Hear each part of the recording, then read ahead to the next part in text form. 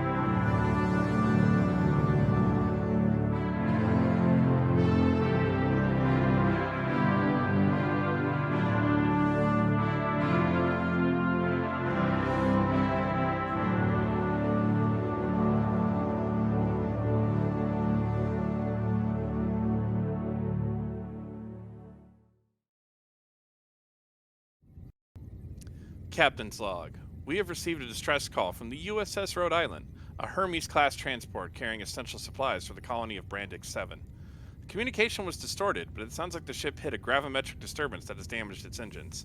We have attempted to hail the Rhode Island, but all we can receive is the automated distress signal. I have ordered the Serenitis to go to maximum warp, and we have medical teams on standby. Hello, everyone. Welcome to the Voyages of here on Rook and Rasp. We will be following the story of the USS Serenitis as it continues its mission to explore the Gamma Quadrant. We are using the Star Trek Adventures RPG rule set from Modiphius, and as a reminder, we are in no way affiliated with Modiphius, we just really enjoy their game. I am John Kennedy, and I'll be running the game tonight. Joining me is Rob Jacoba as Commander Chagrin, Phil Durham as Lieutenant Commander Zeke Cooper, Ooh. Sean Parks as Lieutenant Commander Dr. Keed Haskins, Roxanne Thompson as Lieutenant Ashan Hoth, almost was tempted to read, and first name, last name here, where it was left on the script. All right, so thank you all for joining us. If you are new to the stream tonight, we have something at the bottom of the Twitch stream called Cthulhu's. You can spend Cthulhu's to buy momentum, to buy threats. Momentum will help the players, threat will help me. So clearly the optimal choice is to help me. I mean, yeah, just saying. You can also be used for rerolls, and if you tip, you can create an NPC. You can actually name characters on the ship. All right, so how's everybody doing tonight? Good. All right. Real good. So it is known for the ship that you're in an emergency situation. The captain has already briefed you with what the information he has. The briefing is, well, to be blunt, a little brief. There's not much that is really known about the situation other than you've received a distress call. I'm assuming that you would all be in the ready room if the captain called for you. Yeah. Absolutely. So the captain taps a button and a little holographic display pops up, and you see what appears to be a 3D image of a Hermes-class transport. If you've ever seen Enterprise with one of those freighters, this is a larger version. They're equipped to go to Warp 5. They're being slowly phased out, but this one is being used to help with the outer colonies. And you see just several little warning lights around it. The captain just kind of looks at it pretty thoughtfully before he just turns to address the rest of you. So as you know, we are going out to help the USS Rhode Island, which appears to be stranded. The distress signal that we received appeared to be a little vague. It appears that its engines have been taken offline by some sort of weird gravimetric shear. This region of space is not unknown for having old minefields or having strange disturbances, and potentially they hit a mine. And thankfully, it looks like the crew were not killed in the subsequent explosion. However, we've not been able to raise the vessel, which is of great concern to me. As you know, there are just other ships in the area. We've been dealing with freebooters and pirates, but there may also be something else at play here. It just seems a little, well, if I could be blunt, it feels a little bit like we're walking into a trap. All right. Should we shoot it from space? No. Bold initiative, like we were thinking, maybe not. Okay. Would I have had time in advance of this meeting to look up to see if we had any allies in the area from our various diplomatic endeavors?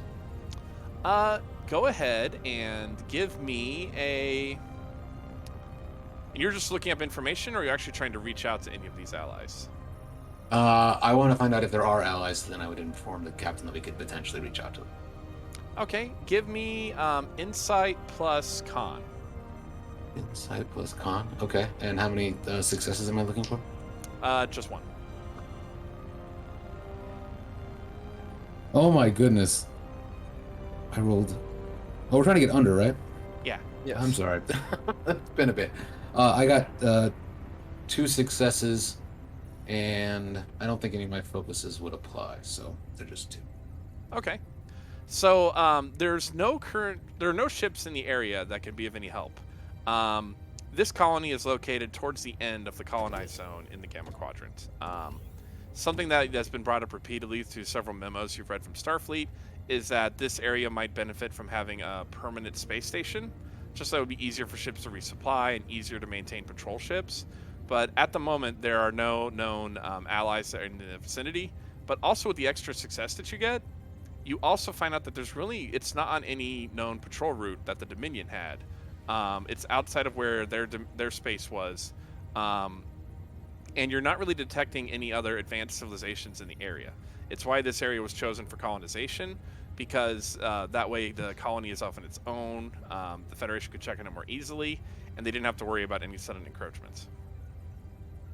Has there been any increase in Klingon activity in this area? Because this definitely feels like something the Klingons would do, set up a trap. Starfleet doesn't have any records of any Klingon ships operating this area, but you are pretty wise. You know that the Klingons are not exactly going to broadcast that, especially if there are pirates operating in the area.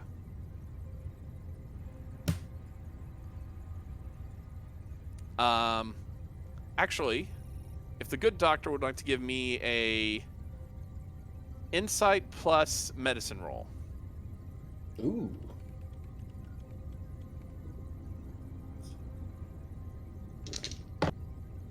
All threat. One success. So attached with the automated distress signal, this appears to be a small packet of biometric data from the ship.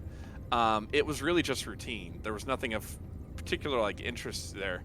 The only thing that stands out, and it doesn't even stand out that great, is that it appears that the ship was battling a very minor bacterial infection, just of the influenza going around.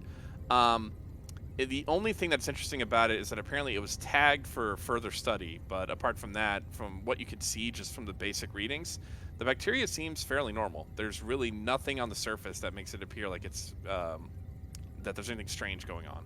But it's not something that we have in our medical databases. This is a new strain of bacteria, or is it normal? That will actually require contacting the Starfleet database, which if someone would like to make that roll, that would be insight plus science. Oh, you need 2 successes for this one. Can the ship assist? The ship can assist. I am not the best at that, but I can try. I have an Insight and 11. Science? Teen. You're probably the best. You said you had something in the teens, Sean? I had 13, sorry. Oh, no, you have 13? I'd have 9. I'm not. Yeah, that's good. probably a fill roll. Yeah. That is Ambassador Cooper, There we go. ship's counselor roll. Can I use a momentum if we want to? Absolutely, we Yeah, have an definitely. extra one. Given our past adventures, I want to make sure that this is a known bacteria and not something. Absolutely. I have what is two the s- ship's score? Oh, I pull that up. Yep, see, I don't have that up. Yes, I should pull up the ship Oh. sheet too.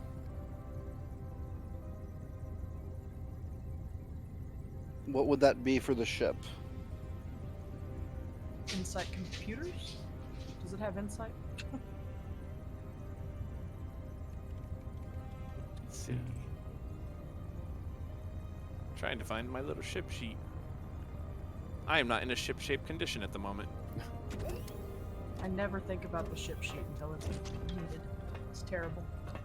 Yeah, I was all focused on what you guys would be doing, and there we go. Welcome to us using the ship, I'm used to being on the other side of the curtain, so right? that would be click computers. If I have the right sheet. No, why is it minor? You know what? As I search for this one, just go ahead and make your roll. I will find the sheet eventually. Just go ahead and give yourself an extra die.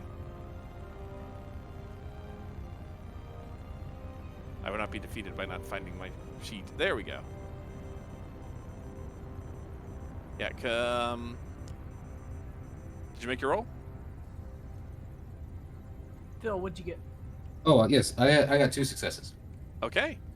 So there's a lot of static in the area. You think that there might just be some sort of gravimetric rift or some other kind of just like subspace static that's occurring. It appears to be natural in nature. It doesn't appear like it's artificially generated, but it is making it difficult to access the Starfleet database, which is why it took you so long to get your information. From what you're able to tell is that it has been encountered before, but the circumstances are really vague. But you're able to tell that this bacteria appears to have been exposed to a tetryon field at some point, but there's no information attached to it that you can see. Something to start getting ready for. I got it. Okay. Those of you who are pretty smart, I'm not going to make you roll for this one. Tetryon particles are really unstable in our dimension. They're theorized that there are whole dimensions out there completely composed of tetrions. But once they're exposed to this plane of existence, they tend to dissipate really quickly.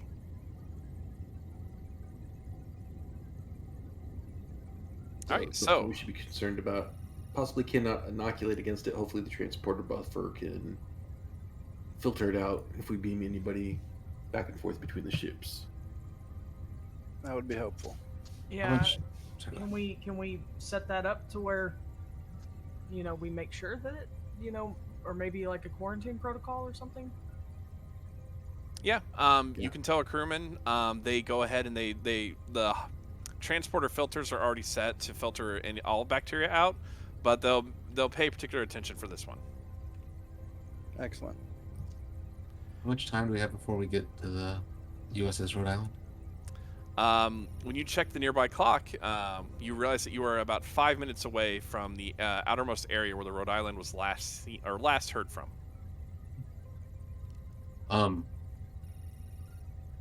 Doctor, if I can be of any assistance, I had to go through med school, Starfleet med school as well. Just please call upon me.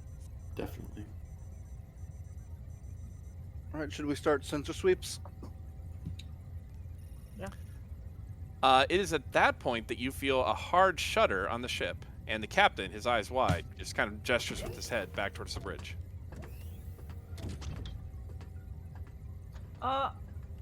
Maybe I should go see what happened?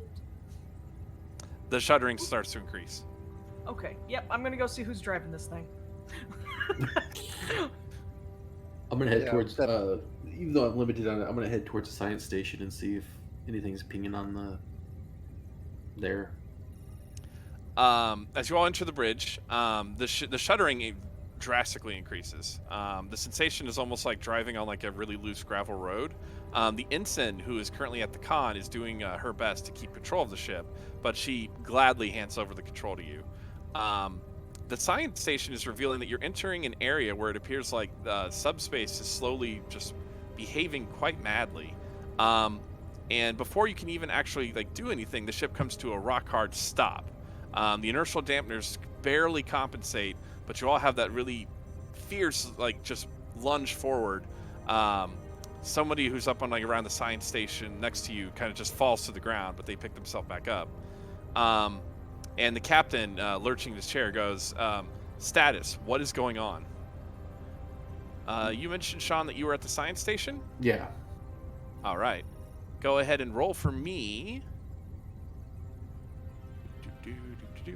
Roll for me your insight plus science. Ooh. So my science is a 2. I rolled a 2, so that's a critical. So I got 3 successes. Nice. That earn us a momentum. It does earn you a momentum. So the good news is you've found the Rhode Island. You've not bumped into it, but the only thing that you can describe it is that the ship appears to be, your ship and theirs appears to be stuck in space. Your instruments are reacting just wildly, and you're not able to get any sort of readings outside of what appears to be a field in the area. And at the center of this field is the Rhode Island. And at the outermost edge of this field, about 300 yards away, is the Serenitis. The ship appears to be stuck, and no matter how much you try to work the thrusters or the impulse controls, the ship will not move at all. It appears to be stuck in just some sort of force. Captain, I don't like know. this, Captain. Captain, I don't know what's going on. The science, our readings are odd. Subspace seems to be unraveling. We're going to need to look into this more. I mean, it makes no sense. It's like we're stuck in mud. We're stuck in mud? In space? Well, that's what it seems like. Bet. And I would like to gun the Star Trek equivalent of spinning my back wheels. My 4x4. You do donuts? I just want to spray space mud right out into the void. All of a sudden, our nacelles just rip off and go spinning off. Oh, no. Don't say things like that, Doctor. Not sure they're going to let me be GM again if I kill you all. Or destroy the ship. The entire thing goes up. Can you imagine if we separated the saucer section at this point and just left them there? Like, that's all we needed to do. Just separate the living section and we just battle bridge it out of here. We'd have to redo the artwork. I think I actually have battle bridge artwork. It'll be fixed by the next episode, don't worry. Yeah. So, we'll be on the Serenitis B. So you do your best to try to rock the ship back and forth. But you're starting to get warning lights on your console, and then engineering hails the bridge, and the chief engineer sounds incredibly irate. I'm going to need you to stop doing that. You're overloading all the EPS grid, and if you keep this up, we're going to have a meltdown. Yes, Commander Ambara. All right, so hitting if it I with put a stick chains on the didn't tires? work. Do we have any Well, other ideas? Do you think we can even transport through this interstellar space muck? It's a good question. Do we have like a probe or something we could send onto the other ship? The We have captain. some red shirts. The captain looks at you and says that's an excellent idea. He then commands that a probe be fired out of the ship. You see a bright burst of light, and you see a probe move forward, but the engine on the probe flares up brilliantly, and then the probe is stuck in space. The probe only got about 100 yards off of your ship, barely a third of the way towards the Rhode Island. Okay, so now we need to fire a probe at the other probe and just sort of dislodge it. billiards its way through. Push it. It's like one of those pencils where you just pull the lead out and then you shove it back in the end so it pushes new lead. That's what we're gonna do. Commander, before we try to ricochet a probe off of another probe, can we launch a probe aft to see if that can get past the field? Oh. I like that idea. That's worth a momentum. That's pretty clever. So you do load a probe and launch it towards the aft. The probe circles around, and it moves perfectly fine to the rear of the vessel. But once it tries to re-enter the area with the field, you see the same effect, where it slowly starts to get towards the Rhode Island. But the closer it gets, the more it seems to get stuck, until eventually it freezes. Sean, I'm going to need you to roll Insight and Science again. Or anyone else that's currently manning a sensor bank can make this roll. What's the difficulty? Difficulty of 1.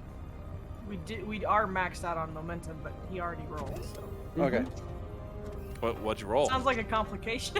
It's a complication and a failure. So I got 2 failures. One of them's a 20. So yeah. Exciting. All right. So your complication is going to be that you feel the ship shudder, and then Ambara messages the bridge. So I don't know what you did, but we currently have a sensor or a probe blocked in the launch port. It looks like its engine is just activated, but it's refusing to move, and now it's stuck. And I'm going to have to send out someone to fix it. I will also beat my comms and say it wasn't my fault this time. It's somebody's fault, but it'll be me that cleans it up. What if? Sorry. What if instead of shooting things out into this void, we actually try transporting something to the Rhode Island? On that note, Sean, you didn't get any useful information. However, you are able to detect that there's a lot of strange esoteric particles scattered out around the Rhode Island that would make transporting pretty dangerous. Yeah, I'll relay that information. I'm like, that's normally a great idea, but there is a lot of esoteric particles out there, and it's going to play hell on the transporters. I mean, yeah, we're talking like splicing on the other end. Lieutenant Commander Charlie steps onto the bridge, and he looks really excited for a Saurian, as he normally does. I think I have a solution. Sure. Okay, so again, I have been playing this human game called billiards, and it's kind of frustrating. It was not made for someone with claws. But you know how if you roll one of the balls, it keeps moving until inertia eventually stops it? I think that's what's going on here, except what's stopping the ship and the probe from moving are our engines. So if we could find a way to move towards Rhode Island using only inertia, that might work. Like maybe if we could use like, I don't know, one of the shuttlecrafts, but I don't know if it would get stuck half part of the way, or there might be some other way to get on there, but I'm not certain. Oh. Have we tried putting it in reverse? The ship? Yeah, the ship is Okay. stuck. Have we tried pushing with a tractor beam? Oh. Or pulling towards it if the Rhode Island's truly firmly stuck. Yeah, and if we power down the engines to where we're not applying any acceleration. Charlie, did you mean that the engines are producing energy that is activating this, whatever this field is, or like do our engines need to be off, or do we just not need to be accelerating? The engines look like they need to be off. The energy that is being released from our engines, whether they are the thrusters, the impulse, or the warp drive, it appears to create some sort of negative effect that holds us fast. I say we power down the engines. It might actually make engineer Ambara happier if we give them some nap time. Do we have like battery backups for life support and such? We should. Yeah, I don't think the engine's necessarily required to power all of that. You all can the time. you can turn off the engines without turning off the power to the ship. So Okay. we should have auxiliaries and things. Well, I Wait, didn't know if it are we was talking like about turning off the warp core, or are we just talking about... The engines entirely. So You could leave the warp core on. You Right. can't activate Okay. the engines. Propulsion engines. Hmm. All right, so yeah, let's try it and see. Who would like to try to use the tractor beam to make the ship get closer? what is that is that control? That would be control plus. I mean, could we sell it as control con since I'm still conveying the ship in a direction? It is control security, and the ship assists with structure security. I mean, I'm a 14 at that. That's pretty good. I think I'm at 15 for it. Okay, you are the tactical security guy, so. Yeah. I'm control-y boy. It's a very technical term. We refer to you as from now on, control-y boy. All right, so let's see. What's the difficulty going to be? The difficulty is going to be 2. 2? You're trying to move a Galaxy-class ship, not careening into the transport. Yeah. Just very slowly, low power, slowly increasing it. Because we have a lot of momentum, I'm going to spend one. Sounds good.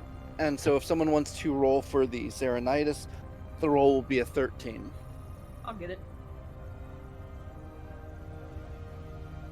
More complications. The ship did not get a success, but it was not a complication. Our complication range is only 20, right? Yeah. Just for clarification. No, I rolled a 14. I was just asking to make sure I didn't miss anything beforehand. I got 2 successes. Okay. I was checking to see if any of my focuses would work, and I do not believe they would. So unless you're we consider this kit bashing. Kinda? Driving a spaceship with a tractor beam. Yeah. I mean, you managed to get the ship closer. It's slow going at first because one, you very rarely drive with a tractor beam. And the ship slowly seems to move forward, literally as if it's stuck in mud. And eventually you get actually pretty close to the Rhode Island until you come to a stop and the tractor beam simply will not pull you any further. You're now within about 100 yards of the Rhode Island, and you're just Rhode Island here, your ship here. From this range with your sensors, you're able to detect that there doesn't appear to be any damage on the outside of the vessel. Its running lights are off, and you're not seeing any illumination through its windows, but its engines are on, and they're brightly lit up, almost as if they were trying to go to warp. Can we scan it to see if life support is on and if there are any life signs? You certainly can. All right, so sensor sweep.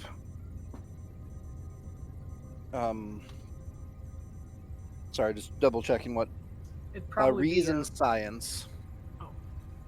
Your difficulty will be 1. So I'm guessing one of our doctors. I was gonna say probably Phil again, because I think he's got. I think Commander Cooper has the higher reason or science stat. Yeah. It was science at And- 2, but we're doing it with what? Reason? Yeah. Reason science. I only been 9. Oh, I can do that scan, then I've got a 14 with that combo. And the ship Okay. rolls at a 13. I That go ahead and roll for the is ship. 1 I got a success. 4 for the ship. That would. Oh no, never mind.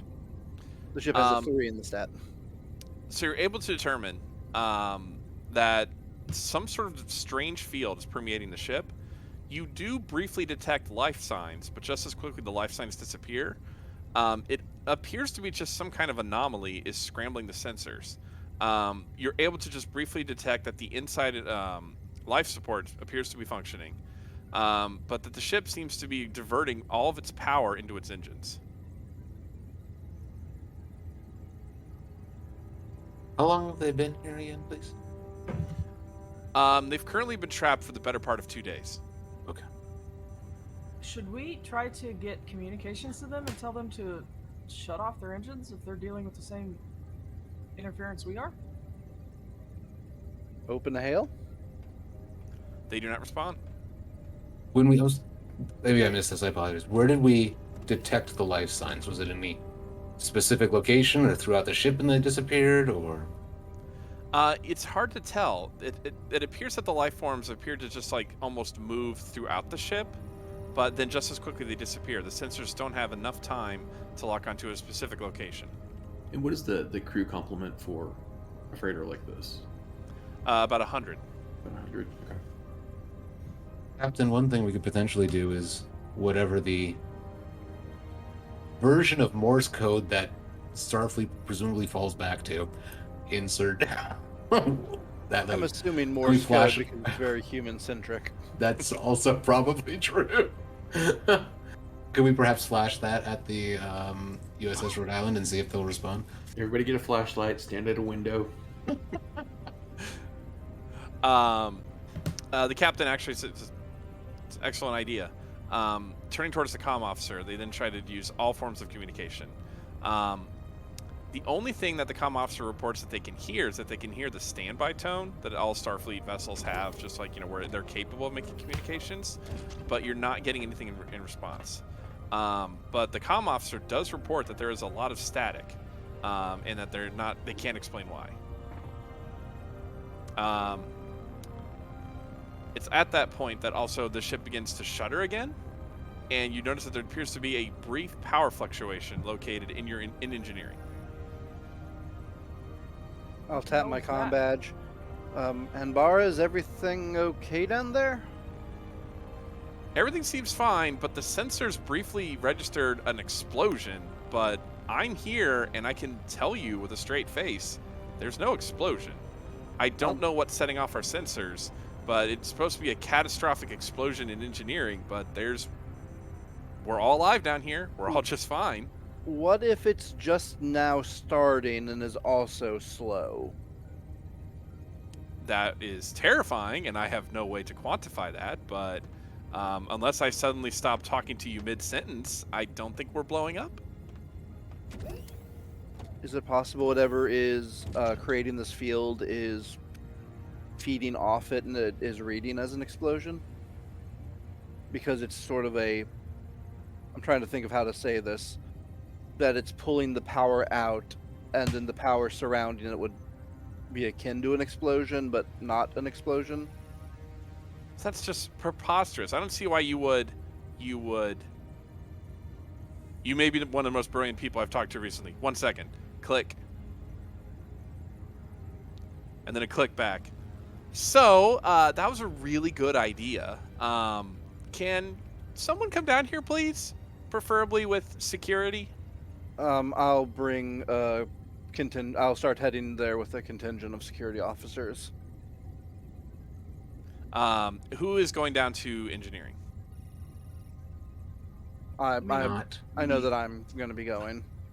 I guess I'll be heading with, because if there is an explosion going down there may be casualties. Also, anytime we need security, we're going to need medical because Minkler will be there. I mean, Not- unless. Oh, go ahead. Not this time. Minkler's wearing an action jacket, so And his helmet. Next time, unless y'all can figure out a way for me to steer an explosion, I don't know if I'm going to be much help down there. I might take over the science station when Key leaves. all right. And are you just, when you're at the science station, are you just continuing any kind of sensor sweeps, or are you going to try anything while they're down in engineering? I might do like some research to see if there's anything in the Starfleet databases that might mimic this. Certainly, it would seem like there's probably stories of various enterprises getting stuck in this, that, or the other thing that maybe I can do a little bit of research on. I like that idea. Remind me of that when I come back to you. So for those going down to engineering, you see Ambara, she has moved backwards, and you look, she has lowered one of the blast doors, but it's not lowered all the way. Two engineers stand on the other side, and they're holding phasers in like just a ready position. And she turns to look at you, and she's got a tricorder in her hands, and she is just furiously tapping at it to gather information. Okay. So, good news.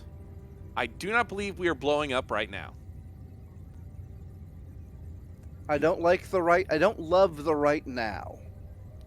Okay, so if you just want to follow me, it's this way. You can't miss it now that you know what to look for.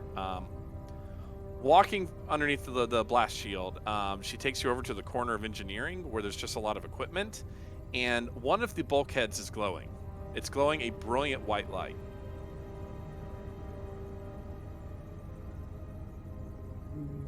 Is that coming from the equipment, or do we have plasma conduits that are running behind the bulkhead there? No, there's no plasma conduits. In fact, any power going through that section I turned off about 3 minutes ago. I don't know how to explain this without sounding like I'm crazy. And keep in mind, I have a lot of PhDs, so what I'm about to say is really, really crazy. The bulkhead is powering itself, and it's emitting tetryon particles.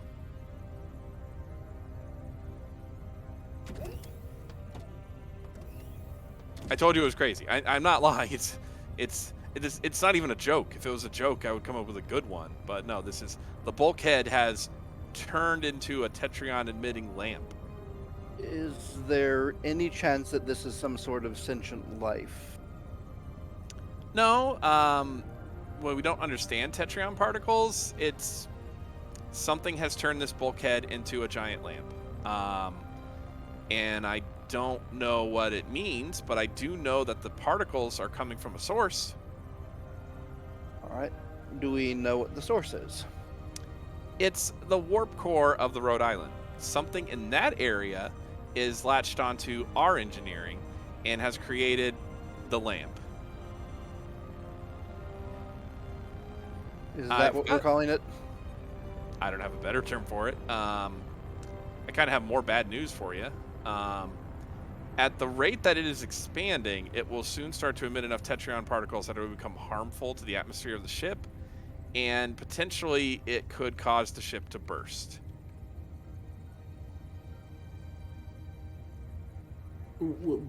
What is your estimated timeline for the burst? Well, being that I don't really do a lot of exploration with lamps, I'm going to guess that we maybe have 3 to 4 hours. It appears to be expanding aggressively, and I don't understand what could be triggering it. This literally should not happen. Tetryon particles normally decay when they enter our universe. I don't know what is emitting them. I do not even know why they've latched onto this spot and not an actual lamp in 10 forward or, any other object. I do not know why specifically it is a random bulkhead, but we've erected a force field around it, so hopefully that keeps it contained, which is keeping the radiation, at bay. But it's slowly starting to expand, and if we can't find a way to shut off whatever is supplying the tetryon particles, this ship will explode. Where is the other ship in relation to this bulkhead? The Rhode Island? Yeah. She walks over, brings up a display. Not too far away, but I don't understand what could have caused this. Is this bulkhead kind of the closest part to the Rhode Island? Oh, no. Okay. That's what I was curious about. See if it was The outermost section of the deflector dish should have, if it was going by proximity, should be glowing. Okay. It's perfectly placed where we kept overlooking it, and because of the nature of the tetryon particles, we didn't detect it. They're not commonly encountered, and if I have a theory, but you're not going to like it, it's almost like it was placed. It's like a tetryon mine. Essentially, but I don't understand the physics behind it. I don't even know of what could manipulate tetryon particles. I think the first thing we have to do, Commander, excuse me, I think the first thing we need to do, Commander, is get the Rhode Island to shut down their engine. That would be ideal, but we can't communicate with them. They're not answering our hails. They are able to hear us, but I don't know. So Is there any? I was gonna say I pat my my communicator badge from the bridge. Commander Chagrin, sorry to interrupt. Are you there? Yep, go ahead. So they're not answering anything. Is there any way, like, what if I just disable their engines with a targeted phaser array blast? I Do don't we- know Okay, sorry. Oh, I was going to say, do we think that the phaser would fire even? Or would it be I mean, halted in midair or feed whatever this... you have told me multiple times that my method is usually beat it with a stick, and this is the next stick that I can think of to beat it with. Lieutenant, we're quite literally looking at a Tetrion explosion happening in slow motion. I don't know that the phasers are going to fire the way we want them to. We could end up either not hitting the Rhode Island or destroying it completely. We swept the rest of the ship for Tetrion particles. Umbara brings up another display screen that goes to the bridge. We did a level 4 security sweep, and we've not detected any other lamps, as they were. This appears to be the focal point, but one is enough. Can we transport the bulkhead into space? We can do that. It would take a sizable portion of the ship, or not ship, of the bulkhead, but we can just cover the damage with a shield. Captain, is that your order? The captain kind of it seems like he's considering all odds, and then he looks over at Zeke. You're in the science station at the moment, correct? Yeah. Is there anything in the Federation database that might give us more information about what the threat is? I'd be happy to look, and you mentioned that I should remind you about the Enterprise. Yep. All right, so I need you to roll Insight plus Science. The difficulty is going to be escalating, so just let me know how many successes you get. Is the ship able to assist on this? No. This is the ship is already doing the best as it can. This is just all going to be the information depending upon what he can get. Are we at max momentum still, or are we lower? Let's see. 5, the last update we had, I think. I know you're pretty high, and feel free Yeah, to we're at spend 5. momentum. We're at 5. Do we want to buy 2 die? For 3 momentum? I think it'd be worth it. Yeah. Alright. I'll roll for this. Got 13. All 20s. Oops, all Oh 20. my goodness gracious. Sounds like it. I got 2 1s and a 3. Plus Oh, a mazel. 19. Mazel So tov. 19 didn't qualify. So if I add the 19 to one of your ones, you get a 20. So, No. okay, so that's a lot of successes. The information that you get is that there is a sealed record that you're unable to access on the ship's database. However, you do see that the Enterprise D did encounter something very similar, where as you read through what isn't classified in the mission report, there was a cargo bay that had one of its bulkheads suddenly start manifesting Tetrion particles. It appears that the Tetrion particles had the ship stuck in space, and then there was apparently a danger to the crew. However, the rest of the file has been sealed, and unfortunately, you're not able to contact Starfleet to unlock it. And when the captain tries to use his command codes, he doesn't have high enough clearance. Well, that's- And I assume he has higher clearance than Chevron. None of you have the level of clearance needed to open this file. Well, I'll report. I'll share that with everyone then. I don't know what this ultimately tells us, but there's something here that we've done before. Starfleet. I hate it when they seal this crap. Like, we could use this right now. Yeah. And like, we're just out here in the Gamma Quadrant. Okay. Victor is getting visibly upset just it's kinda because she can't move the ship. It's kind of like, hey, we've run into this problem. We had a solution, but it's all secret. If we promise not to narc, can we find a cool member of this crew that can hack this for us or splice it?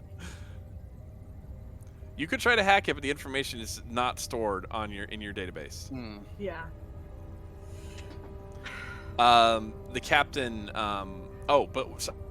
In detail, you do get is that the solution they had was to try to beam the bulkhead into space. Interesting.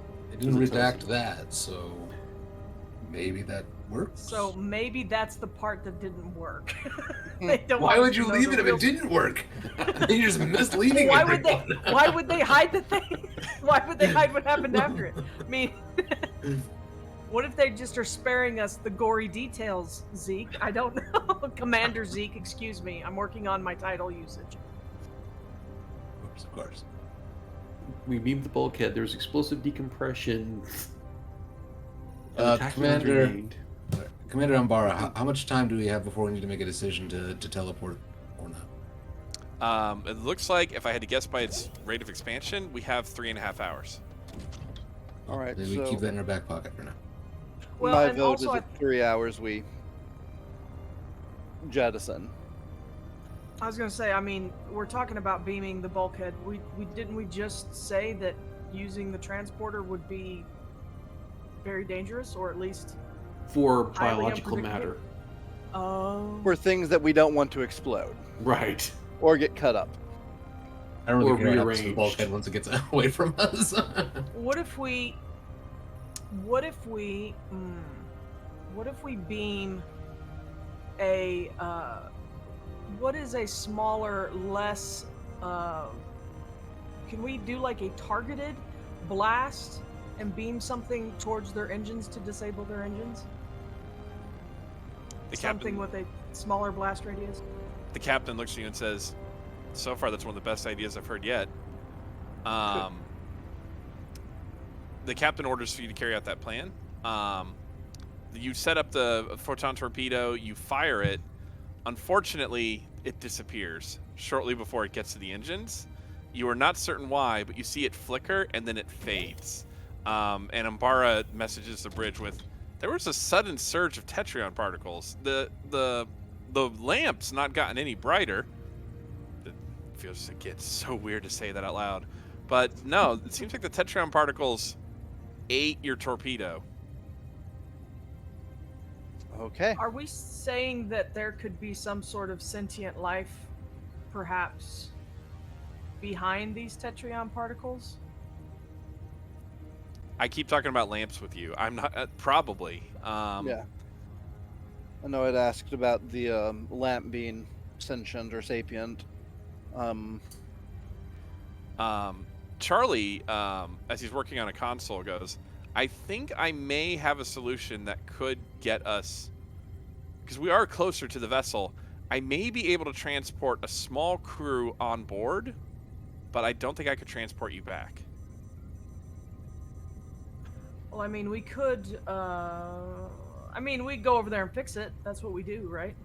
Yeah. And then when we fix it, you can get us back, or I'll Would fly the freighter closer. Would any of us have clearance to engage command codes for this vessel? The captain brings it up on a data pad and hands it to you and says, "You do now." Excellent. All right. I was gonna say, Well, I have I don't want to go over there and then have to fight the computer too. So thank you. right. I volunteer to lead the mission because I have accepted posthumous awards. The best kind of awards, posthumously. You all suit up. Charlie recommends that you take just because you're not sure what sort of environment's going to be over there. Recommends that you all wear encounter suits. Those chicken wire things. Yeah. Is there anything that you want to do before you transport over? Do we do like transporter beacons and all those types of things just in case they might help us later? Yeah, like something to amplify the signal. Yeah. The transporter chief nods and he pulls out a set of 3 and hands them to you. Nice. 3? We should also probably do. Did we make sure that quarantine protocol is in place in case there is that virus still active over there? It is. Definitely grab the higher end tricorders. Yeah, I've already got my medical one, so. Yeah. The ones with I'll the cool carry red stripe. it too. Mm-hmm. Umbara is in the. Go ahead. And I'm gonna bring probably standard sample kit / hypo sprays with various compounds that I can hopefully formulate something if we need to combat that bacteria. Yeah. And I'm also going to suggest we all bring phasers. Just in case. This is a trap. Agreed. Victra spins one in her hand and puts it in her pocket. Or in her holster. Are you also carrying like a Type 1 in your gear sock or something? And if they'd let me have a Type 3, I'd have it slung over my shoulder. So just, I'm a pilot. I don't get to shoot things very often by hand. All right, you are all kitted out. Charlie is in the transporter pad, and he just nods to you as he's helping the chief with transporting you over. So even in the 24th century, transporter technology is smooth. It's as great as they can make it, and this feels painful. For some reason, it feels like literally every atom of you is being reassembled, and you can feel it. You can literally taste, you taste actually energy burning your tongue as you pop out. But you do arrive in the transporter room of the Rhode Island. I'm screaming. No, in my character background, like I have a transporter incident, which I avoid transporters, and you've described probably his perfect nightmare. So he is screaming nonstop, and takes him a couple minutes to calm down. Whoa, Commander, Dr. Haskins, can you take care of that, please? A very light sedative to help calm him down. Just a quick shh. Thank you. Just a shot of whiskey. Sedative feels good. Feeling pretty groovy. Oh, great. No, this is literally like the 2 Tylenol sedative. So not knocking out his character. He's not standing there with his going like, wow. The diplomat, we encounter an alien species. Just trust the vibes, man. Everything's great. I feel good about you, man. He's just fist bumping all these, Tetrion beings. He turns it into a lava lamp. No, the rest of us look like lava lamps to him. Love your flow, man. So, what you see is that it appears that the lighting on the ship is on minimal power. For those familiar with Star Trek Voyager, whenever the hallways would be dim, you see running lights on the floor, but and you see that red alert has been activated at some point, but the lighting is dim. The flashlights on your suits actually are very helpful for you to see. You do not see anybody else inside the transporter room, but you do see that there's a computer lockout in place on the transporter pad that looks like it was initiated by the captain. Phil, your character was given codes. Do you want to use them to try to access the transporter pad? Commander Chivrin, do you think we should get to a position like the bridge or engineering before we potentially unlock the computer? Get maybe a little bit more of a lay of the land, or do we want to unlock it here and see what the computer can tell us right now? I think unlocking it here and then checking the computer logs is a more salient thing. Okay, I will use the codes on the panel and see if I'm granted access. The computer appears very sluggish. And from what you can tell, it appears that there is a massive download of the entire computer core in process. You're unable to disengage it. It appears that the download protocol is not responding to any command that you have, but you're able to just access several key systems. From what you can tell, just from the pad or the console that you're using, the engines seem to be locked in some kind of diagnostic mode, and most of the ship's energy is being sent either into the engines or into the download. Life support is being kept at a bare minimum level, and it is very, very warm and humid on this ship. It appears that the life support has been altered in some way. And there is a bizarre odor, now that you can detect it. It's a very musty odor. Kind of like if you were at the bottom of a wharf or like a pier down by the ocean. Wonderful. I feel like I read a book one time. It's an old Earth book, My mom had a bunch of Earth stuff, and reminds me of a town called Innsmouth. I'm not looking forward to. Charlie would probably love the temperature on this ship right now. What is your next step? Can we trace where the download is going to? Go ahead and roll your insight plus science. Or actually, no, insight plus security. I have a 12 in that. Am I rolling that? I have a 13. Well, Commander Chagrin, can we tell where the download is going to? I'll take a glance over at the... what difficulty am I looking at? Difficulty of 2. Difficulty of 2. Alright. How many dealies do we have? We have 3. 3? Yes. Go ahead. I would say use one so we know. Yeah. Yeah, that's fine. And if you get extra, we'll get it back.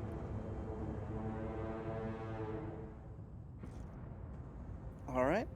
I don't know if you saw early on, GM, but you did get an extra threat too. Oh, thank you. That is 2 successes. All right. So you're a little disappointed by the fact that you're not able to tell where the information is going. The information is crossing the network and disappearing, and one, does not seem possible, but it appears that almost like the information is just being massively just drained at a high rate. But you're not detecting any other computers on the network. You're also able to detect that it appears to be that occasionally there are little blips on the network, as if random consoles are being activated on the ship, but that may indicate that there are life forms, but you're not certain why, because they're only able to access the computer consoles for a brief bit. Did we leave the Wi-Fi unsecured? I So mean, what it's is- Starfleet. did someone set the password to password? Sean, Okay, what are you so- doing? I am definitely scanning the environment to see if this odor is going to pose any danger to us. I'm assuming our suits are going to compensate for it, but I'm trying to gather information to see if this is some kind of biological attack or something that is going to let us know that there's a life form on the ship that's trying to terraform the ship or make the environment more habitable. I just want to get So a sample, see what's going on. So Sean, as you are scanning the environment outside of the room, and you notice that there appears to be just like a brief little like musty mist in the air, I'm going to go ahead and spin a thread, because something strange happens to you while you're out in this hallway. At the end of the hallway, you think you hear the sound of footsteps running towards you, and then rounding the corner appear to be 2 ghosts of crewmen of this ship. And as they start to run towards you, they slowly disappear, almost as if they're moving in slow motion. Their faces look like they're full of pure panic. And then they disappear. Commander? Yes? I just saw ghosts. What? You just told me you weren't superstitious the other day. There's no... What? I was scanning the environment and I heard footsteps and then 2, the best I can describe, apparitions run towards me. They look like they were crew members and they looked terrified and they just disappeared. Do you think this has something to do with some form of time dilation due to the overwhelming presence of tachyon? I'm It going could to be. start scanning Keed with my medical tricorder. Apart from just like, a little bit of like just adrenaline, he seems perfectly fine. And your tricorders also did not detect anything in the vicinity. So, wild idea. Not a solution, not even a suggestion. Wild. Whatever. Whatever. you invited a pilot on this away mission. No, I'm saying wilder than ghosts and or time travel. I'm just saying, okay, whatever ate the photon torpedo, wherever that went, into some, I don't know, pocket dimension. Okay, I play this Earth game on Tuesday nights with some of the crew in the lower decks. It's called Dungeons and Dragons, and we don't talk about it very much because it's kind of nerdy. But like a pocket dimension that ate our photon torpedo, maybe that it's something in the pocket dimension that is accessing our files, and that is where the crew is. Just a thought. I don't know how to scan for that. But Can we use the similar energy frequencies from other extra dimensional beings like Q, or I know there's other The Traveler. like fourth and fifth dimensional beings. If you're trying to scan for that level of like energy signatures, you're probably going to need access to the ship's sensors, Okay. which you can gain from the bridge. Well, let's head to the bridge to see if we can find a Tesseract. sweet. Do we also get need that to reference. consider, Commander, going to engineering also to see if we can shut down the engine? Someone just say split. Do we party. really want to Yeah. split up right now? We've got 3 hours before We should be able to that lamp access. goes nuclear. Let's see sensors if from we can get to the engineering. bridge and shut down the engine from there. Okay. And if we can't, then let's make another. I think we I need would argue that information it's before easier we to just start- access the sensors from engineering than it will be to access the engine from the bridge. Commander? You were just screaming seconds ago. I don't know. But you're All right, let's head towards engineering. As you start to head towards engineering, you find that apparently all of the turbo lifts are offline. Apparently, there's not enough computer energy in the ship, nor computer processing power to run the turbolift network, which means you're going to have to use the Jeffrey tubes to get there. As we're going, I'm also like kind of calling out, using tricorders to scan life signs, all that sort of thing, see if we can find any of the crew. Phil? Can I relock the console before we leave? Sure. Okay. You start to go the most direct route.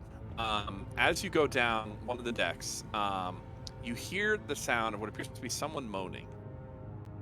See, I told you ghosts. I mean, let's not jump to conclusions. It could just be a particularly amorous crewmate.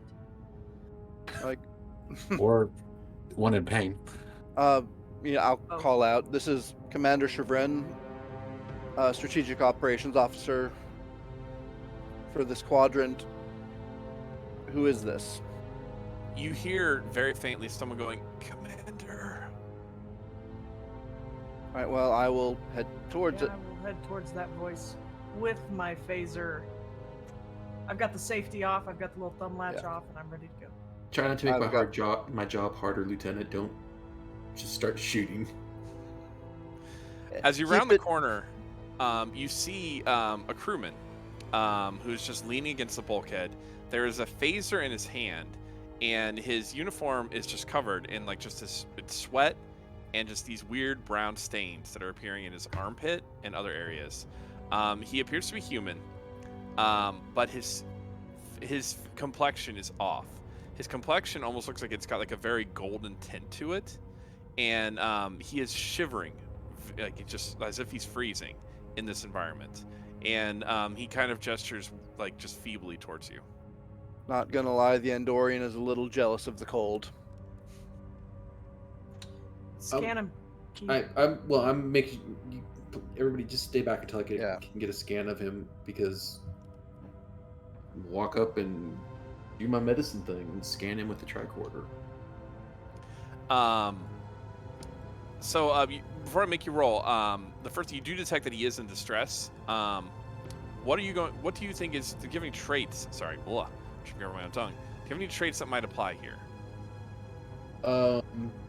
Traits. Sorry, I'm looking at my character sheet. Are you talking about focuses or values? Or talents? Sorry, Talents. talents. Yeah, Triage. Okay. Go ahead and make your roll. That'll be insight plus medicine, and you need just one success. Okay. Would any of my focuses apply in this, like emergency medicine or biology, xenobiology? I'm assuming emergency medicine. Emergency medicine would. So focuses, do I get? How does this work? It's been on. If you roll under your discipline value, it counts as a critical success. Thank you. Or your discipline value. Yeah, discipline or below. Ooh, that's a 1 and shoot, what is that? A 2. So that's So, 3 successes. That's a lot of successes.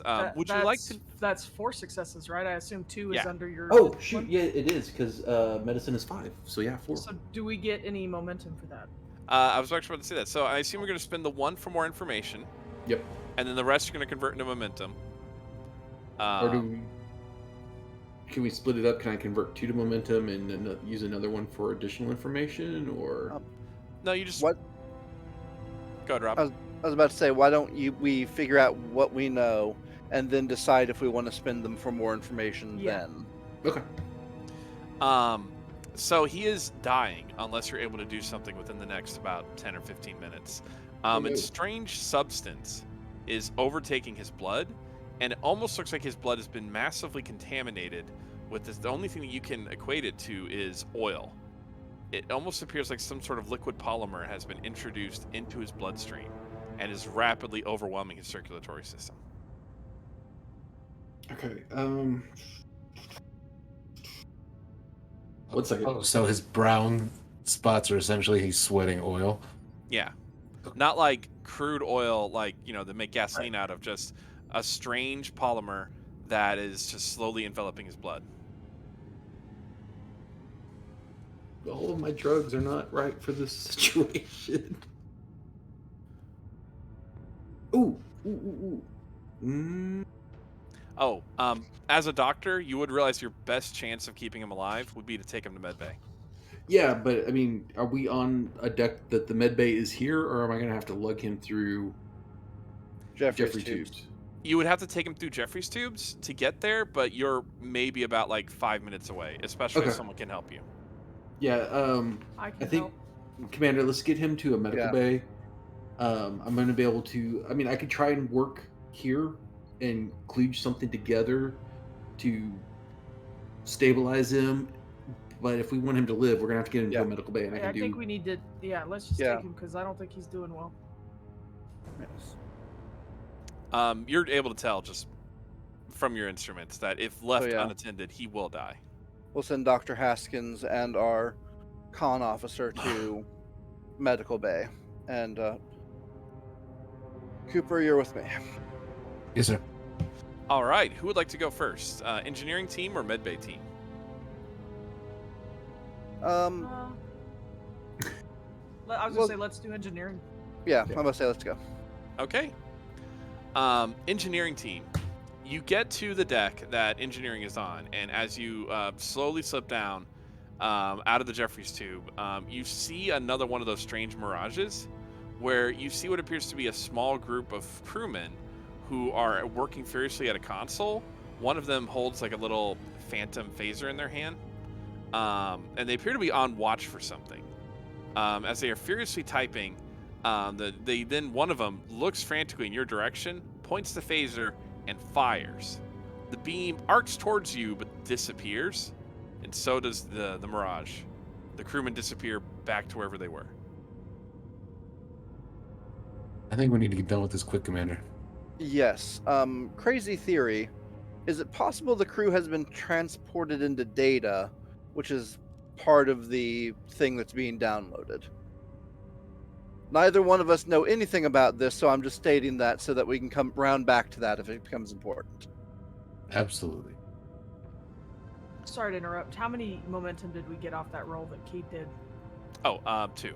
2? Okay, thank you. As you approach engineering, you see that the doors leading into the grand engineering hallway, they've been sealed. Okay. Attempt to use my codes.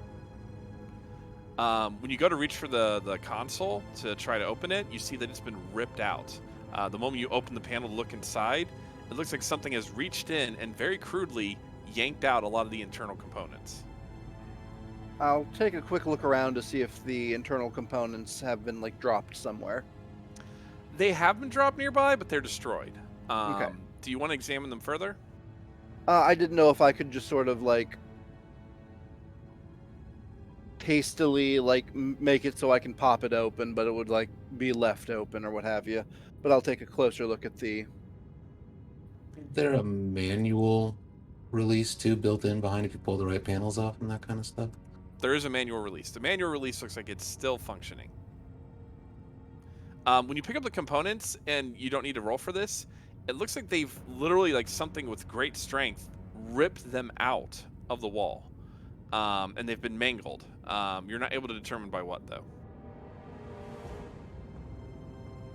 Commander, if you're ready, I can release the manual release, and if you want to be prepared for anything that might be on the other side of that door. Yeah, I will stand with a phaser ready. 3, All right. 2, What? Just a chunk. The door opens and a lot of steam gets let out. It briefly fogs up your visors, but you're able to clean it really quickly. When you look inside of engineering is just, there seems to be like a low fog on the floor, and you see that a lot of the consoles have been knocked offline. Entering into the room, you can tell that engineering appears to have been, for lack of a better word, invaded by strange equipment. It's not like a Borg infestation where there's black cabling everywhere and a lot of like, green lit, Spencer Gifts era plasma globes. But you see what appears to be just strange computer devices all situated around engineering. Some of them appear to have been grafted onto consoles, and others are just floating nearby. And I mean literally floating. They appear to be they appear to be cubes just floating in the air. They don't have any kind of writing on them, and they're just kind of just floating and bobbing up in the air. What do you do next?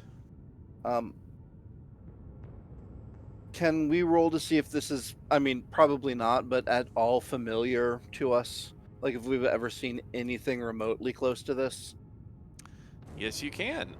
Go ahead and roll for me. Rob has an idea, but Chagrin isn't necessarily there yet.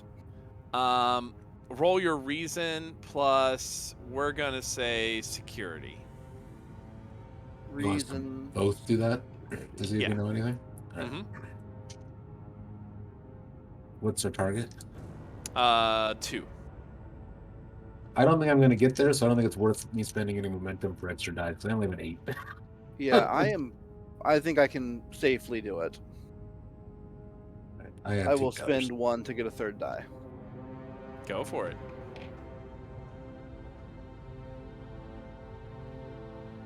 Right. I got 2 successes. I was just going over my focuses to see if anyone would be applicable, and I do not believe so.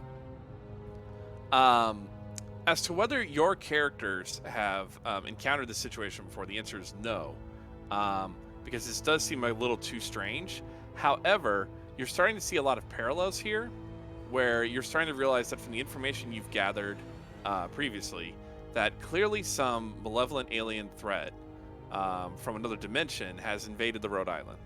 And it appears that it is using it for whatever its sinister plan is. But it's very clear that they have that engineering is a high-valued target for them, and that they have used their machinery to hack into the computers. All right. Is there any stopping this? You said that the machines don't really have any text or anything on them, so I'm not sure if we can interface with them. You're not seeing any, but you can start to analyze them. Okay. You've not encountered this technology before, but it would, if you want to take the time, you could slowly start to figure it out. If that's what you're doing, what is Zeke doing? You said that many of the consoles were ripped out or damaged. Are there any consoles that still appear to be functioning? There is one over on the side. It still has the L cards display for the command console, and you see that it appears it's a readout schematic of the engines, and it shows the ship's power supply. So, Commander, I think maybe I'll try to see what information I can extract from that console over there, and if I can shut down the engines. Sure thing. So Zeke, you start to access the console and you learn some information from it because you're able to bring up information from the bridge. You learn that the Rhode Island was just on a routine mission carrying medical supplies. You start to slowly bring up just some information that apparently some gravimetric shears were sighted in the region. And then you start to see that 2 days ago, shortly before the distress call was sent, they seem to have run aground on some kind of gravimetric shoal in space. They were able to determine that it was artificially created, but they weren't able to determine who, in fact, was the one that created it. But then you start to see scattered reports of apparently there was weapons fire on board the ship. You start to see that apparently the bridge sealed itself off in an attempt to just try to keep itself safe. And then you start to learn that the crew complement slowly starts to drop over the last 2 days. And you see that the environmental controls were slowly being reset to an atmosphere that for a mostly human crew would be very uncomfortable. As for the download in progress, you do see that apparently something has pretty much put its hooks into the computer core and is slowly siphoning away Federation information at a frightening rate. They seem to be just bypassing the command codes entirely, and they're just taking the core. They do not care. They're not trying to hack the information right now. They're essentially trying to rip out the hard drive. As you're getting this information, you hear a strange clicking noise over your shoulder. Turning quickly, you don't see anything, but you hear the clicking noise louder, start to get louder throughout engineering. Commander, I think we Yes? have visitors. Do I hear the clicking noise as well? You do. All right. Can I use my artificial senses from my bionic and ocular implants to see if I can sort of flip through spectrums? Go ahead and roll fitness plus security. Sure thing. Difficulty 1. Yeah. And I do have the talent for that. Fitness and security.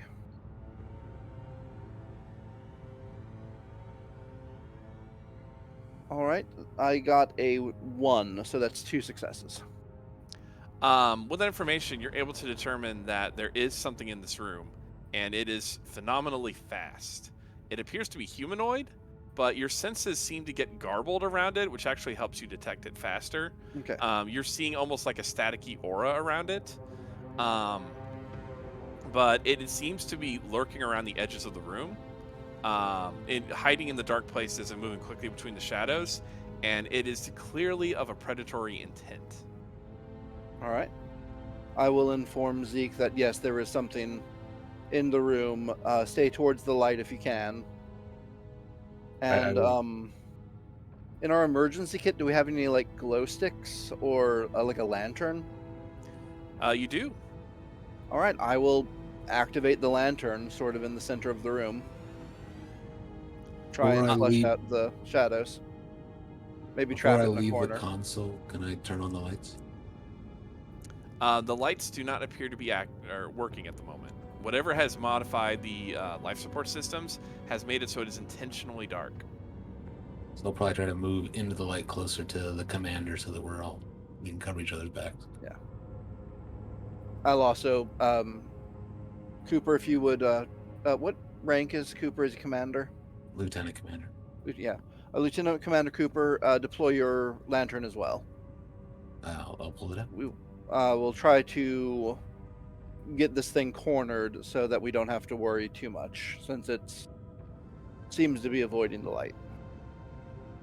As you guys hug the light source, you start to see a creature kind of rise menacingly through the fog in the corner of the room.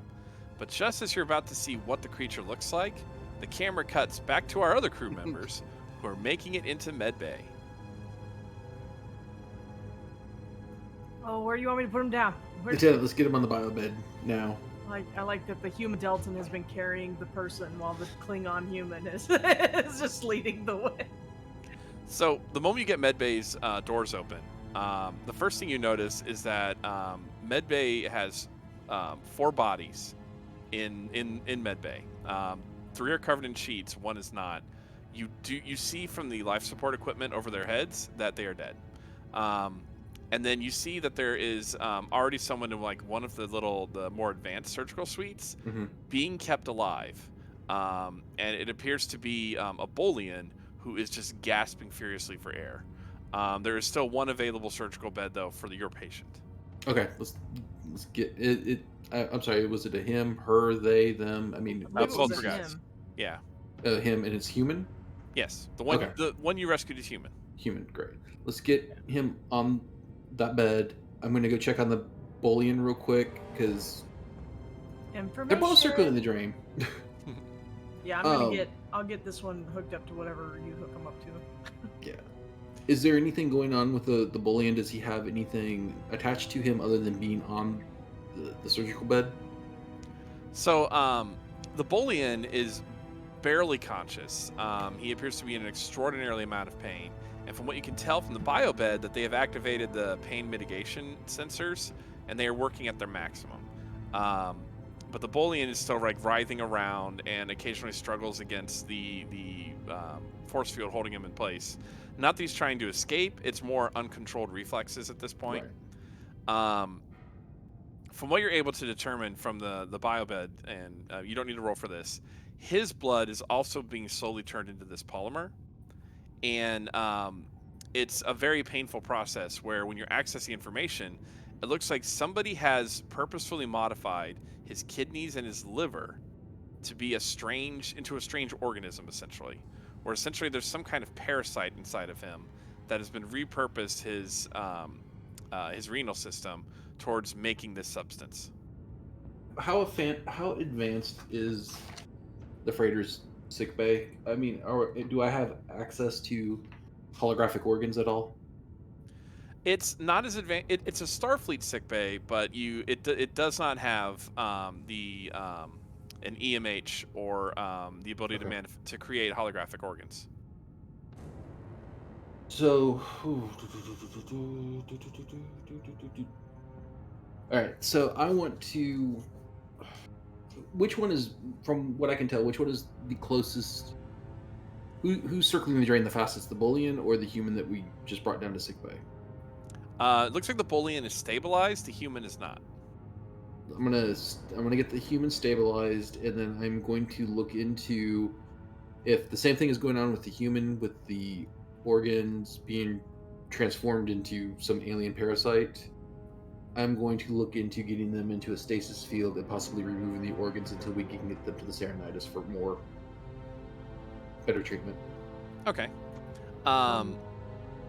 Oh, go. No, you go ahead. Victor's gonna look under the sheets. Okay. No, Victor. If the doctor has said that there's something turning this individual's blood into a polymer, I want to see what's under the sheets and if they have been transformed into something or if they're just normal. Okay, that's okay. So while the doctor is preparing to essentially operate or to help somehow, you notice I can't help any other way, so I'm gonna just flip open a sheet. 3 of the bodies appear to have died, and their blood was turned into oil. Their skin colors changed. One was a Vulcan. The other 2 were also human. The 4th one, though, markedly different from the rest. It was human, but its face has been slashed, and it looks like it has been disemboweled. I'm kind of paying attention to what you're doing, and I just holler over my shoulder. Are they all presenting the same symptoms? I just want to. Oh, go ahead. You go ahead. I was gonna say, I mean, they look kind of like they did, but this one over here has either been disemboweled or something came out of it.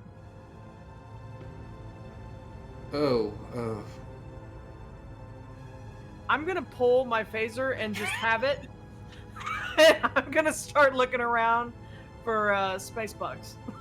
So, Sean, you're able to you can stabilize the crewman. It would mean essentially hooking up to a crude form of dialysis, which is what's on the other bed. For the lieutenant, you actually hear something moving around inside medbay. It's over in the corner. It is making a kind of clicking noise, but a very light clicking noise. Doctor, I'm hearing noises that sound almost insect-like. I don't know how else to describe it. It's like clicking. Keep your eyes peeled, Lieutenant. Give me 1 more minute and I can come and help you. Can I do some kind of like look around check to Yes, see you if I can. can see anything extra? Okay. Go ahead and make your daring plus security. Hey, that ain't bad. I got 1 success. Okay. So in the corner of the room, you see what appears to be a small figure hiding behind what appears to be a stacked bunch of medical crates. The figure appears to be looking at you, and you see a small object in its hand, but as soon as you shine your light on it, it kind of goes back to hiding behind the crate. I don't think it likes light very much, Doc. It's got something in its hand. I don't know what. And you think it came from one of the crew members? I've joined you now, looking to where you're pointing. I don't know. I mean, that one's guts are out. You just kind of mentioned something about kidneys and stuff. Parasites. I made an assumption. I read a lot of horror books. It's probably not great. And you were giving me... You were hassling me about ghosts? And you like horror stories? They're fiction. You hear from behind the crate, ghosts. Just repeated in a very high pitched voice. Oh, like a child? It just repeats words? Interesting. It's a baby. Hey, little one.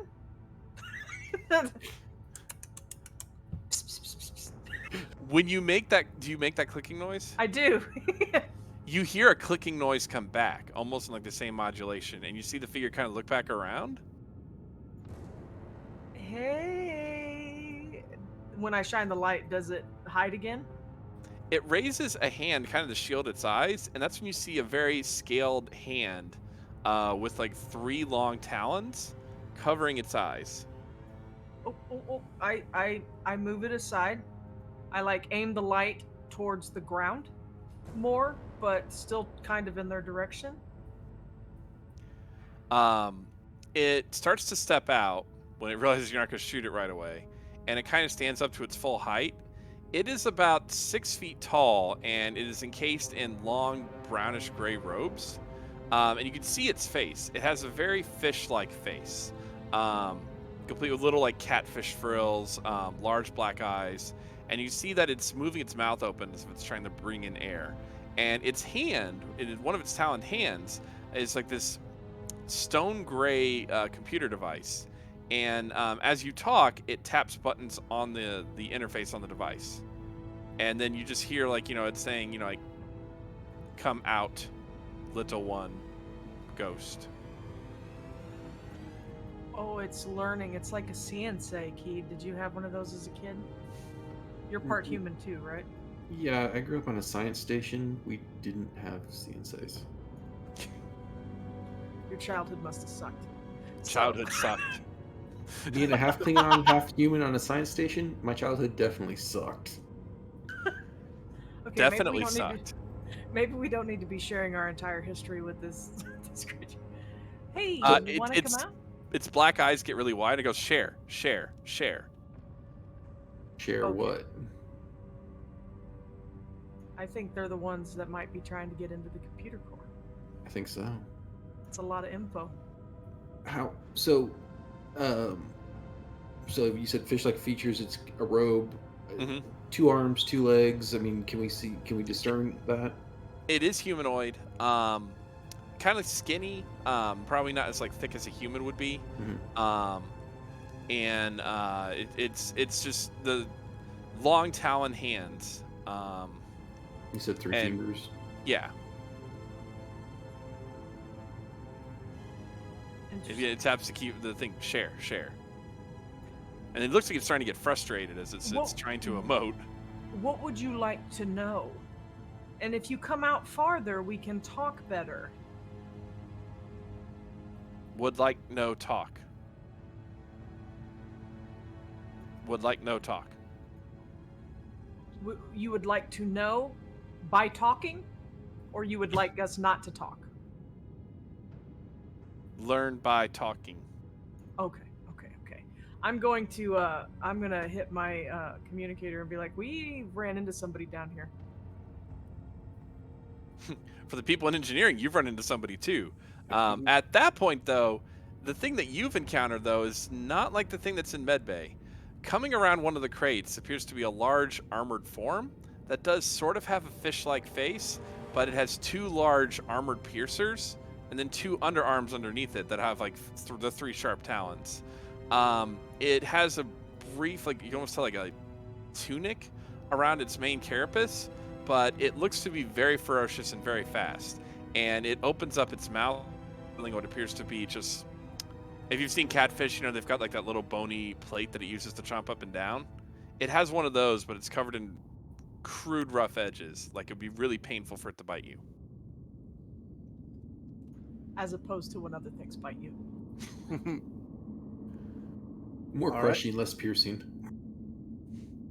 Okay, that tells me that it's an herbivore. Because it's got grindy teeth, not shreddy teeth, so nothing to worry about. Do you Those want claws works, say right? otherwise, You want Commander. to test it?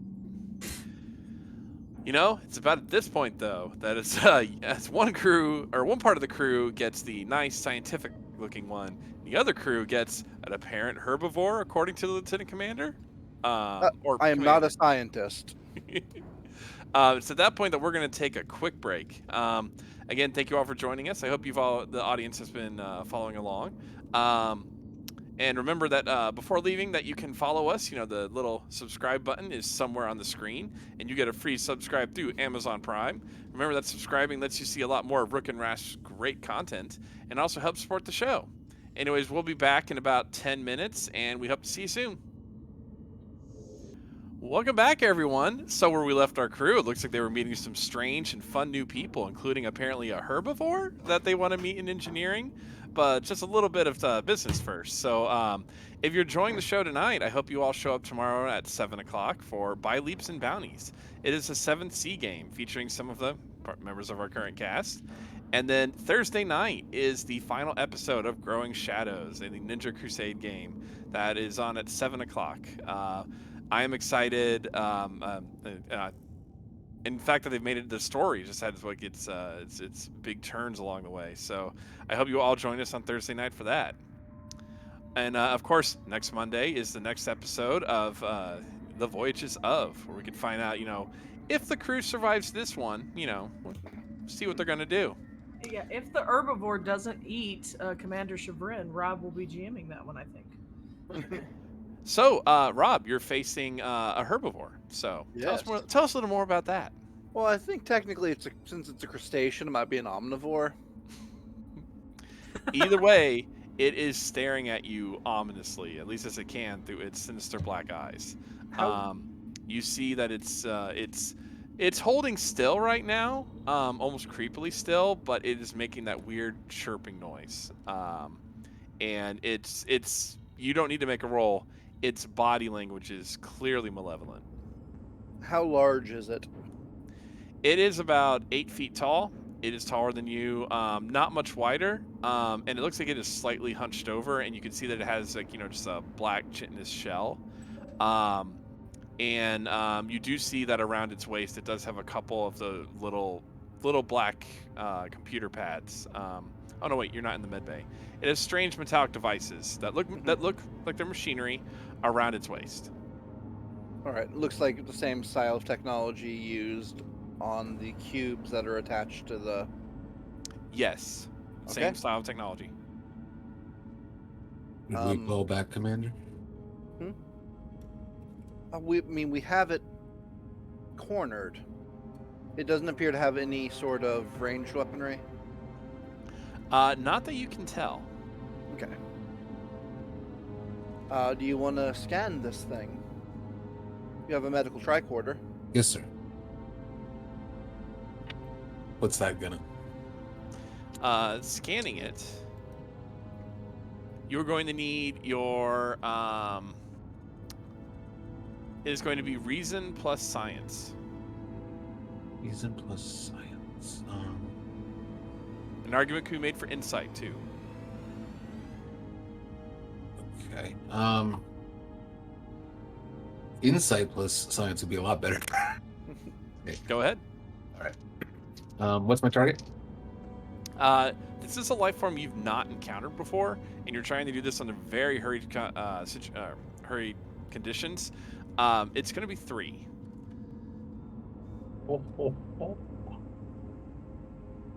Should we?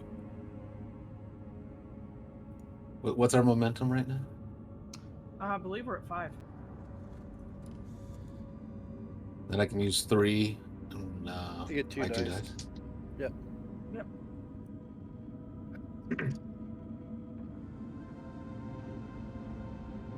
I got 3 successes with 2 12s and 11 versus my 13. Excellent. So, the one thing that you notice about this creature is that it is infused with tetrion particles that are somehow being kept stable. And from what you're able to tell from the tricorder, it's being kept that way because the devices around its waist are pumping some kind of fluid into its body, and that is somehow keeping the creature stable in this dimension. Apart from that, it definitely looks like it was bioengineered. It does not look like this creature would have evolved normally. It looks like it's been essentially biologically augmented, and specifically for combat. Okay. I'll not live narrate that. The commander. I say that. So if we damage the belt, it will unsync, basically? As best I can tell by my readings, Commander. The creature, upon hearing that, starts to hiss ominously and starts to essentially, like, its talons go out. It's just like they're clicking them back and forth. Mm-hmm. Offensive posture. So you understand us then? You get a hiss in response. Yes. What are you doing to this ship? Our ship now. Well, our name is still on the side of it, so I disagree. Name? You'll have no name soon. You will go with the rest of them. Where you are will they? go into, what is the word? You will go into holding.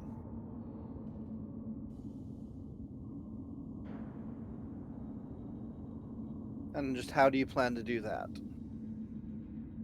It kind of reaches and grabs one of the devices off of its belt, and at that point, it aims it at you. Okay, I'm gonna pull the trigger. I'll fire it right after I see Yeah. Commander. As he's aiming it at me, I'm gonna pop the belt.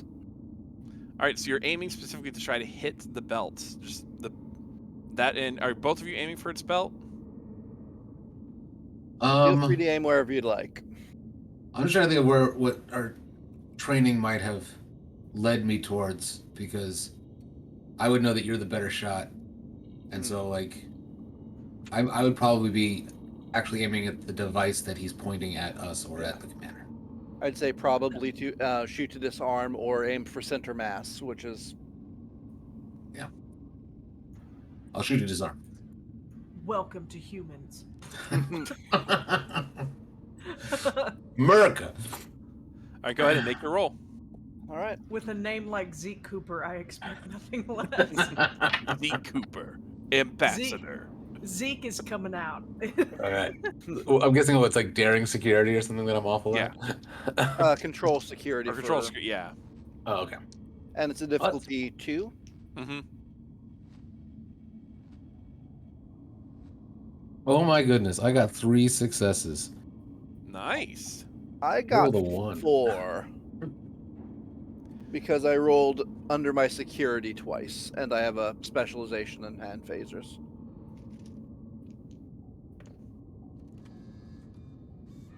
So pretty well done. You both managed to hit its belt, and you see one of the little devices attached to it essentially gets lasered off and hits the ground. Hits the ground. It tries to fire at you but misses, but it fires a beam of ghostly white energy out of the device that when it hits one of the consoles behind you, or one of the crates, because let's assume there's some crates in this engineering, Yeah. you see the crate start to glow brilliantly white light, and then it disappears. Like, it almost like an after image is left behind briefly as it just fades away from the room. Is it similar to the glowing of the lamp, or is it not quite that? It's similar to the ghosts that Okay. you've seen. All right. So what happens to the creature? It hisses and steps backwards, but it looks like it's still in the fight, and it looks like Okay. it is trying to hit you again with its phaser weapon. And it Alright. looks like it's going to be aiming at. It looks like Zeke, you were the one that hit it the most, essentially. Or no, wait, no, you were the one that got 4, right, Rob? Yes. Sorry, it's gonna be aiming at you. All right. I am going to aim at the device in its hand, Okay. ideally to like hit its wrist and get him to drop it. Mm-hmm. All right. Time for some Are good we old all fashioned. sort of going at the same time, or are Oh. we? Yeah. Okay. Oh, so I would be aiming at center mass at Mhm. this point. Did we get momentum from my bonus successes? You got 1. Okay. I'm going to spin that one to get an extra die. Saves me from doing the check command. I got 2 successes for center of mass shot. I don't know if that's good enough or not. I can move the camera if you want, but I rolled a 1, a 4, and a 7. Nice. So 5 successes. Our dice are hot tonight. That's really good. It only got 4, so that's probably pretty lucky. You hit its belt again, Oh, no, I causing was it aiming for its hand or its hand. to try to disarm him. You manage to disarm it, and the device clatters on the ground. The creature hisses and then immediately backs up into the shadows. Clearly wounded.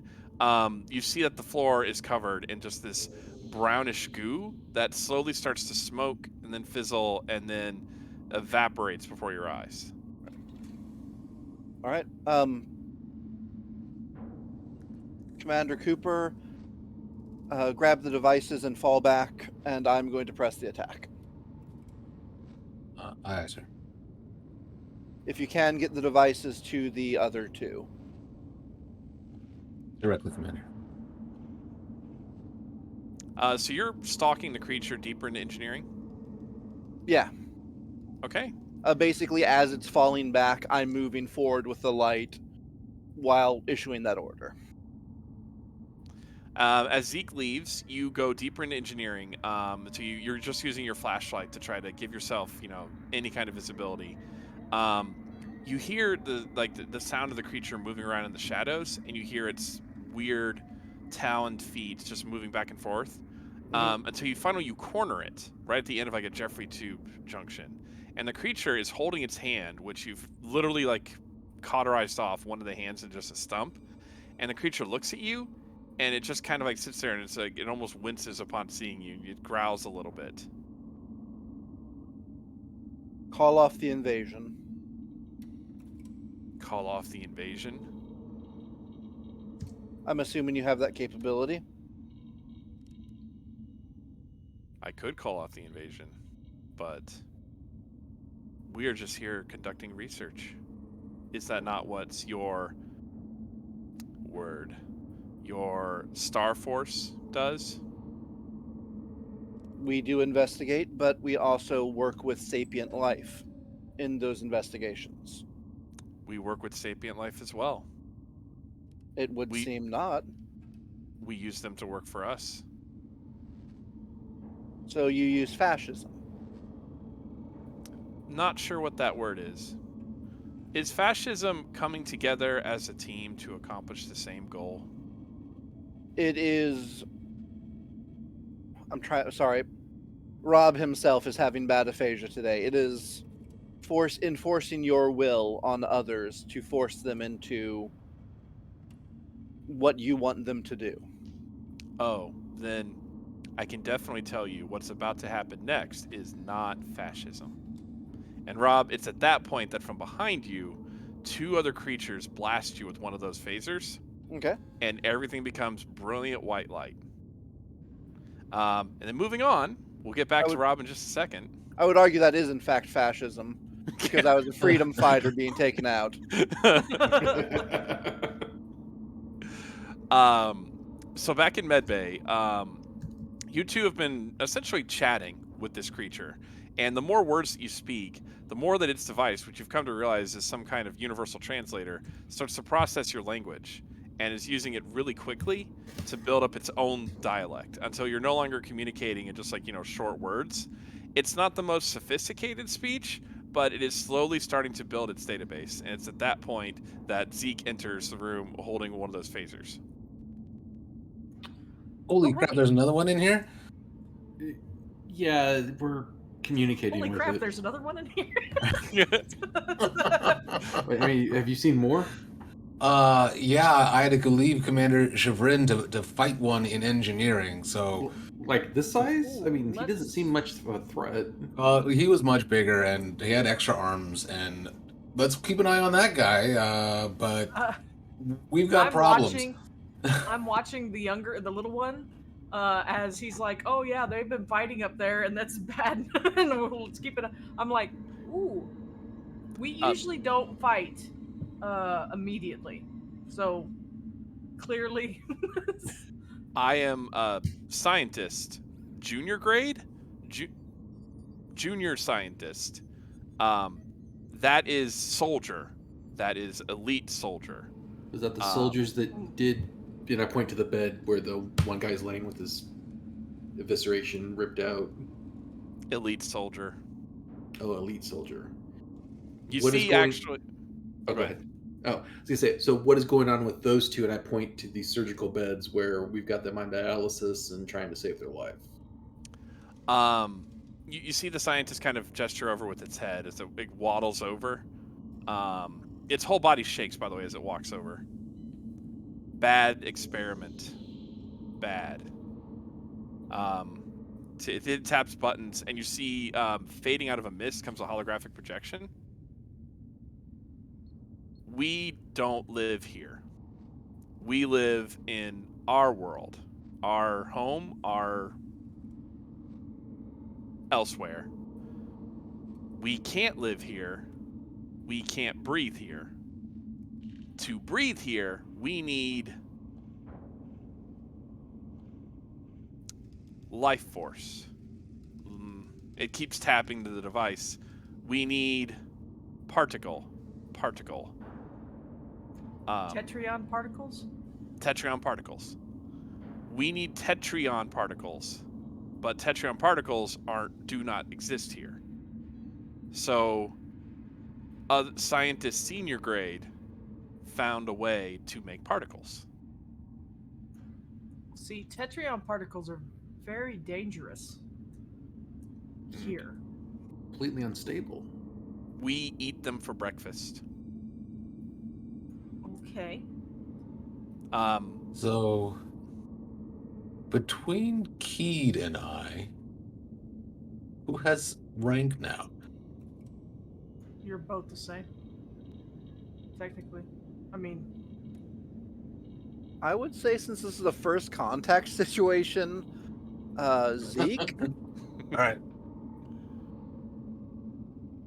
You're hurting our kind. Will you please leave? Bad experiment. I want to leave, but I can't. They want to take your crew and do the bad experiment to make tetrion particles. how many of you are there? Not many, Here. but don't need many. We are superior life form. No offense. If Depends on what you're doing, I guess. you want to go home, can we help you go home? Will you help us? Can we work together?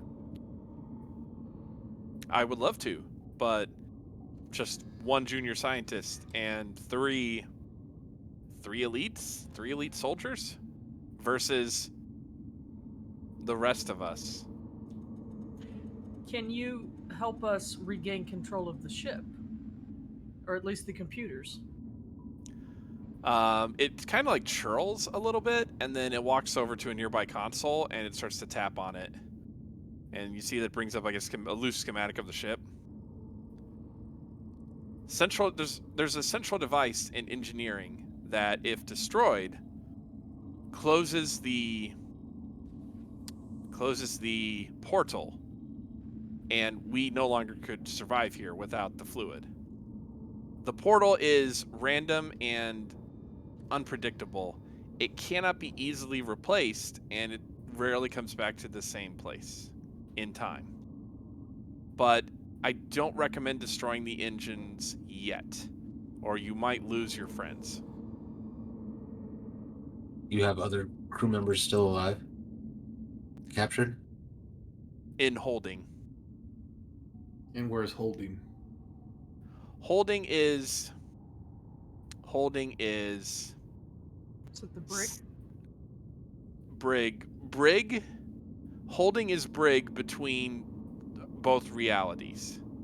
So they're not on the ship right now. They are on the ship and not on the ship. They are not real at the moment. They are Schrodinger's crew. Taps a little by Schrodinger? They neither exist or. They're in purgatory. Both simultaneously exist and do not So exist. you said there's 3 here, 3 elite soldiers here. 3 elites. Commander, how many did you guys see down there? We saw one. But I thought, does our friend have a name? Tick. Dick? Thought Tick was talking about us being 3 elite warriors. No, And there's he didn't three bad guys. About that time, I hit my comm badge. Commander Shervin, come in. Nothing. We gotta go. Key in holding. You You know can that see for who's sure? in hold. Sorry. What? Why waste valuable resource?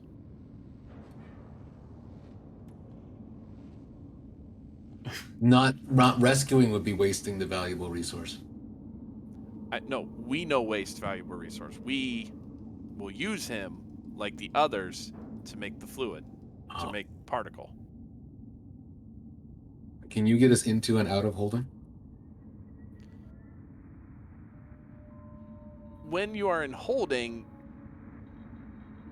I do not know how your friends are briefly manifesting here as the ghosts. It's harder to interact with them. But they appear to be trying to break out.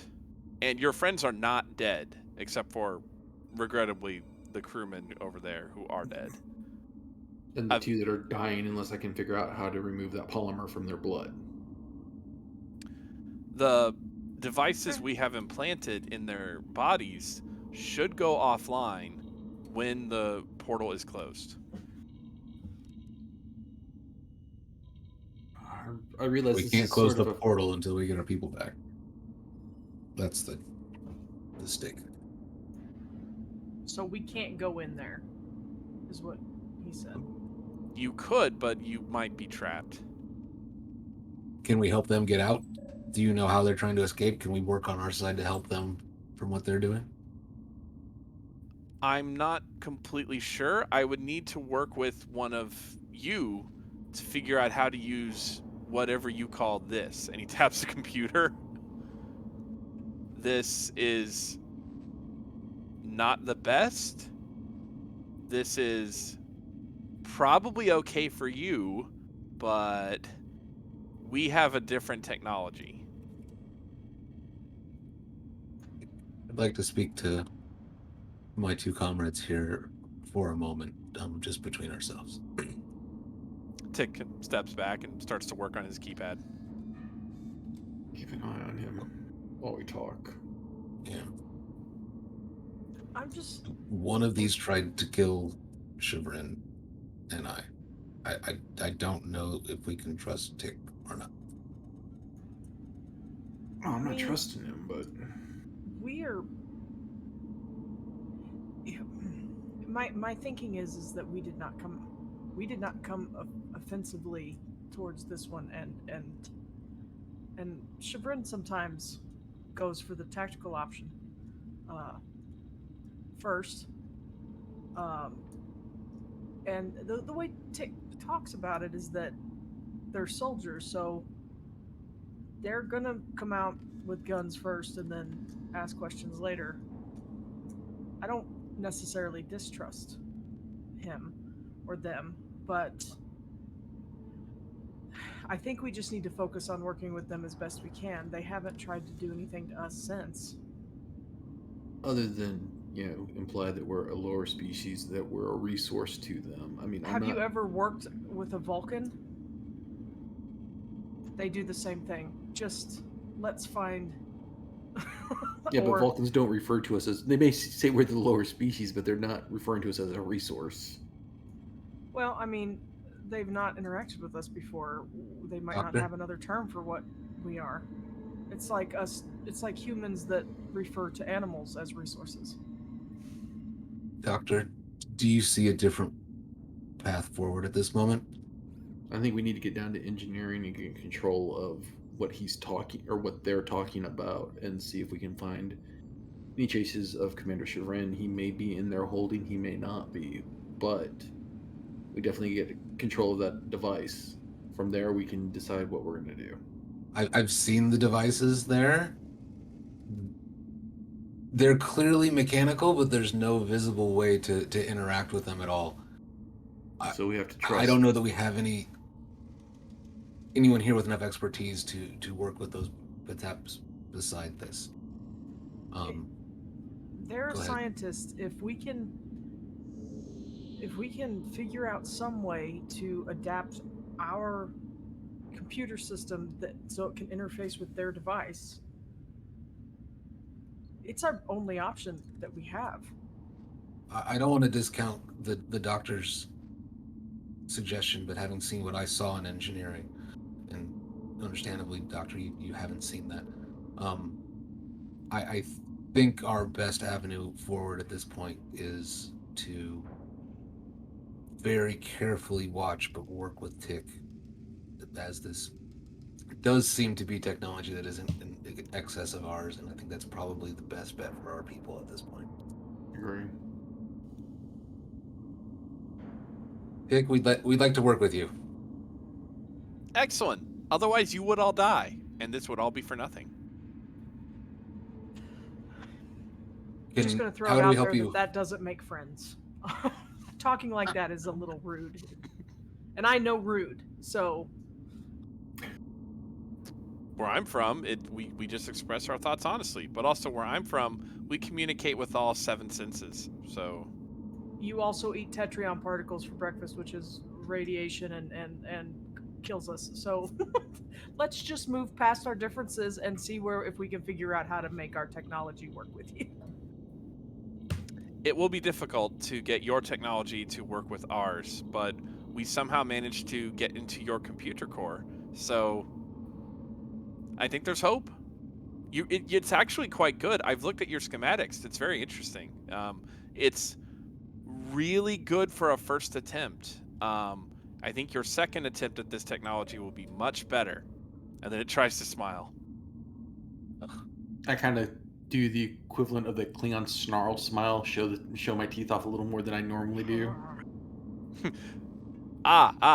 It's working. Making friends. I am making friends. And just so you know, if we lose Chagrin or any of the crew members here, or you double cross us and you bring more elite soldiers over, you're going to be the first to go down.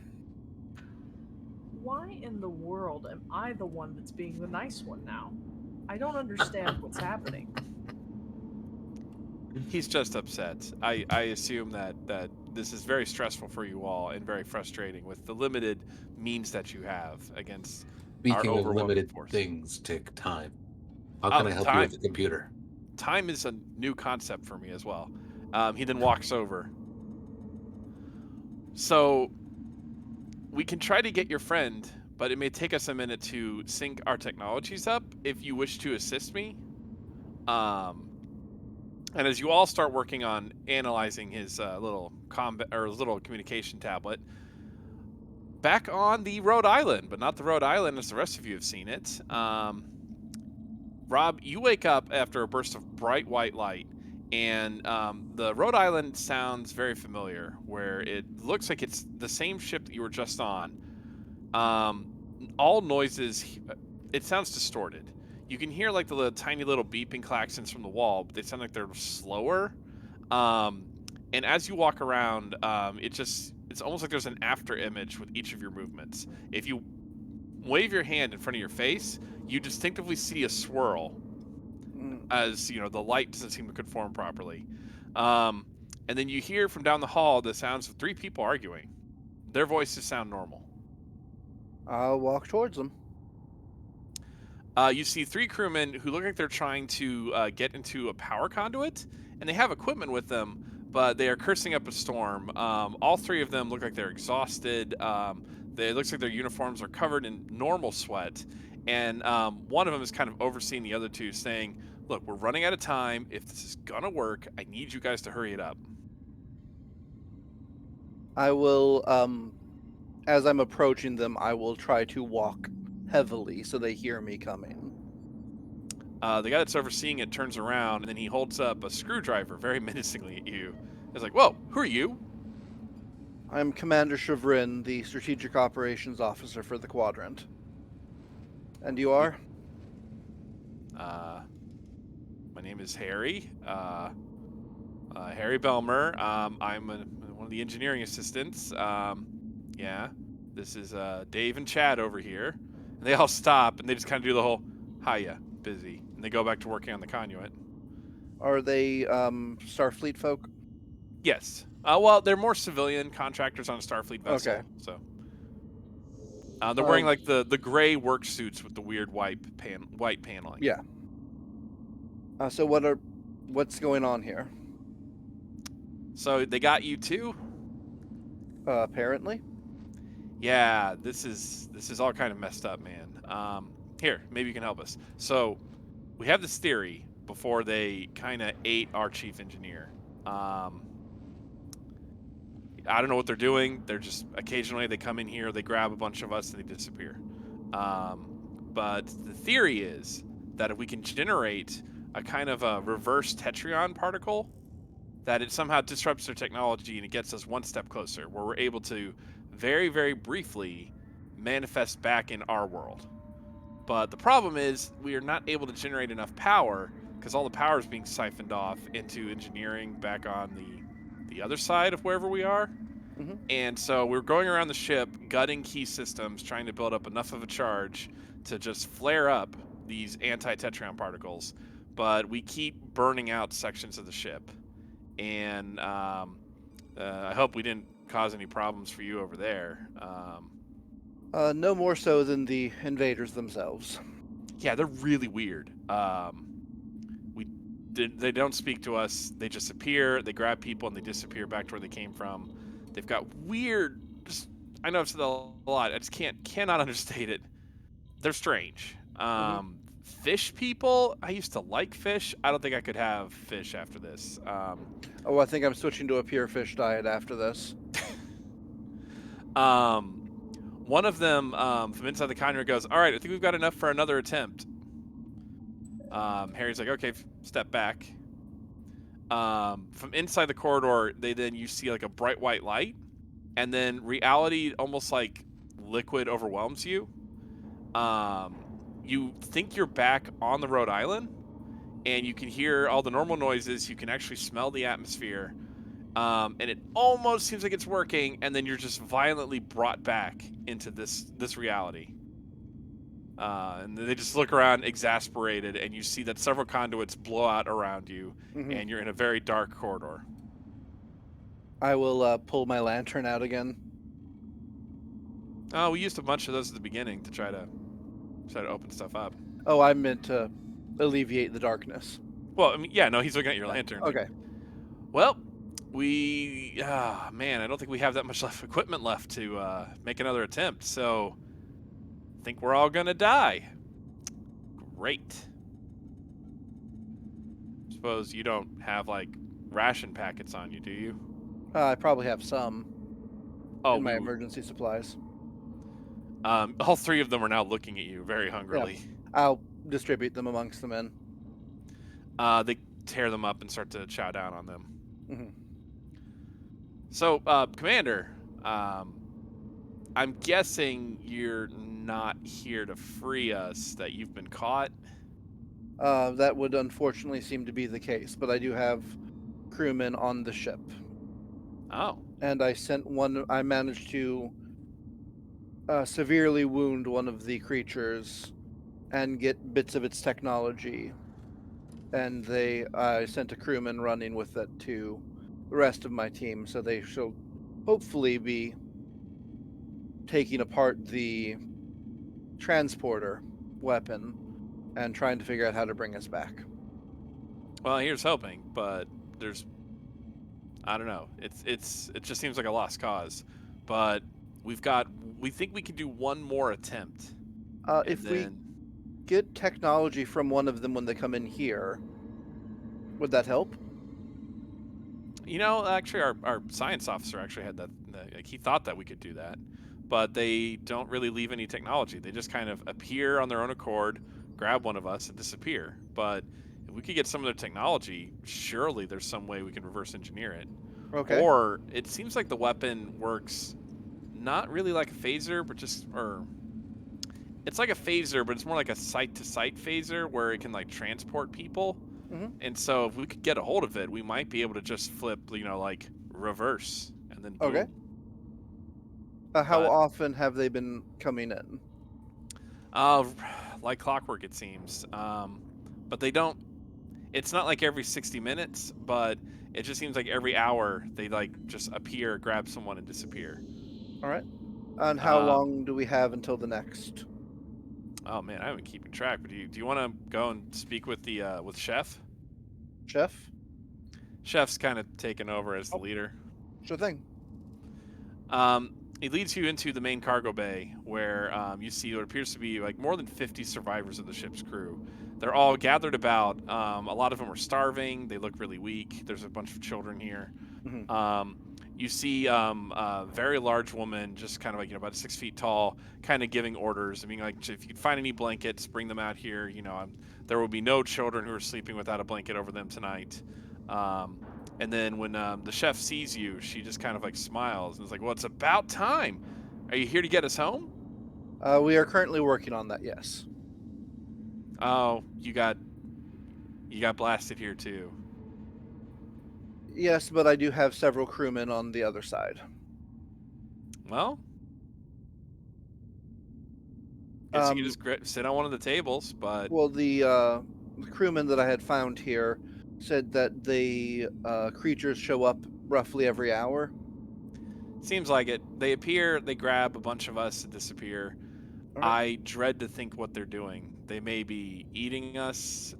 Look, not to judge, but they look like angry lobsters, and I'm guessing that they're probably having their own little like boil with us on the other side.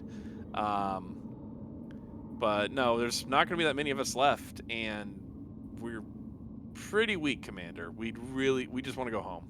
Understandable. Do you know when they will be reappearing? Probably within the next 10 or 15 minutes. That's why I've consolidated everyone here in the cargo bay. But if you go off on your own, they'll probably definitely grab you. Try to keep the children sort of... I'm sure that... Are the children sort of like contained to one area? They are. Okay.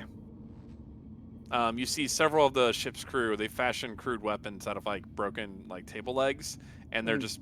they made like a perimeter around them. Okay. So yeah, my plan is basically to, when they pop in, shoot as many of them as I can. Good luck. Ideally to... Oh, I was telling you as the game master. Okay. As you get ready for that, we are back into the main universe. Working with Tick has been pretty insightful. You learn that their technology is surprisingly advanced, but appears archaic. Um, he is just somehow able to see buttons on that little stone tablet that you don't see, but it is clearly technology. And he seems to have brought up like a very crude schematic of what to look for in engineering. And he seems to tap like just like a big glowing rune that he's made manifest over the map. This is the generator, and if you can destroy that, it should shut the portal. As for accessing holding, we could possibly use the ship to open up a portal with, and he points to the weapon, with that, but it's surely going to draw more of the elites. The soldiers will come and try to kill us. I think we can. How long will it take to open the portal? Is it instantaneous? I mean, is there going to be? What I need to know is how long do we need to have to hold in that spot? Do we need to hold the gun there, or does it open the portal and then we can? You would have to keep the gun firing to maintain the portal. Will the elites come to us inside the portal or outside the portal? Outside. And more than the other 3 that we know of. There's only enough of the fluid to keep myself and the 3 here. And I'm almost out of the fluid. So I'm going to have to go back soon. But they're going to start to run low soon. We haven't perfected the process yet. When we've perfected the process, we will be able to subsist off of the fluid for much longer. But for now, it's very crude. So unfortunately, the bad experiment continues until they master creating the new stuff. I don't think we have much of a choice. I say we pop the portal and we hold it until we can get our people out. So 2 defend it, and 1 finds the people inside and gets them out? I think so. All right. Who are our best shots? Who's been spending most time at the range? I have a 13 in daring security. I only have an 11 for control security. Oh, if it's control, then it's a 14. I've got a 12 either way if it's control or daring. So I have a high good fitness. shot. I can run around the inside if you 2 can defend. Meanwhile, I Okay. pull them out. Sounds good. We have to open it in engineering tick, because that's where the portal is. It would help to open it there. That's where it would be strongest if we're trying to open up this larger portal. But they're going to try to stop us. And they may also not try to put you in holding. They may just try to kill you. I didn't sign up for Starfleet to chicken out now. Chicken out now? Run the other way. It's an old Earth saying, sorry. Let's establish our most defendable positions inside of engineering, and let's go. No time like the present. Really wish we I had the wish phaser rifles now. Yeah, I wish I'd brought that Type 3, but everybody was like, oh no. Does anybody know if there are any Type 3s on board? Yeah, is there an armory on this freighter? It's actually funny you mentioned that. There would be a standard Starfleet armory on board the ship. Is it on the way to Pit stop? engineering? You know, it's very shortly in the other direction, but I think you would have time to go and to get to it. Sweet. There we go. Let's do it. I'm not going to carry a Type 3, just because I don't want to be weighed down as I'm absolutely running around the ship. But absolutely for you two. I will grab a Type 3 if one's available. So it's a small armory. There's not a whole lot of weapons here, but there is 1 Type 3 and a bunch of Type 2 phasers, as well as just some tricorders, medical kits, emergency kits. You know, it's a freighter, so they're equipped to defend themselves from pirates, but they're not equipped for, like, you know, waging war. Sure. I'm gonna But have to. Oh, go ahead. You do find your Type 3. Since this is only one Victor, Lieutenant Victor, you take the Type 3. I'll provide support fire. I'm having the producer run and get me a core book so I can get the base stats for a Type 3. So you go and you're getting, as you're on your way, going through the armory, you see Tick kind of looking at the weapons with some confusion, and then it kind of recoils from one of the phasers. You don't like zappy zaps? No, I do not like zappy zaps. I am peaceful. We try our best to be. These are just in case the elite soldiers that you keep mentioning attempt to kill me. Or any of my friends.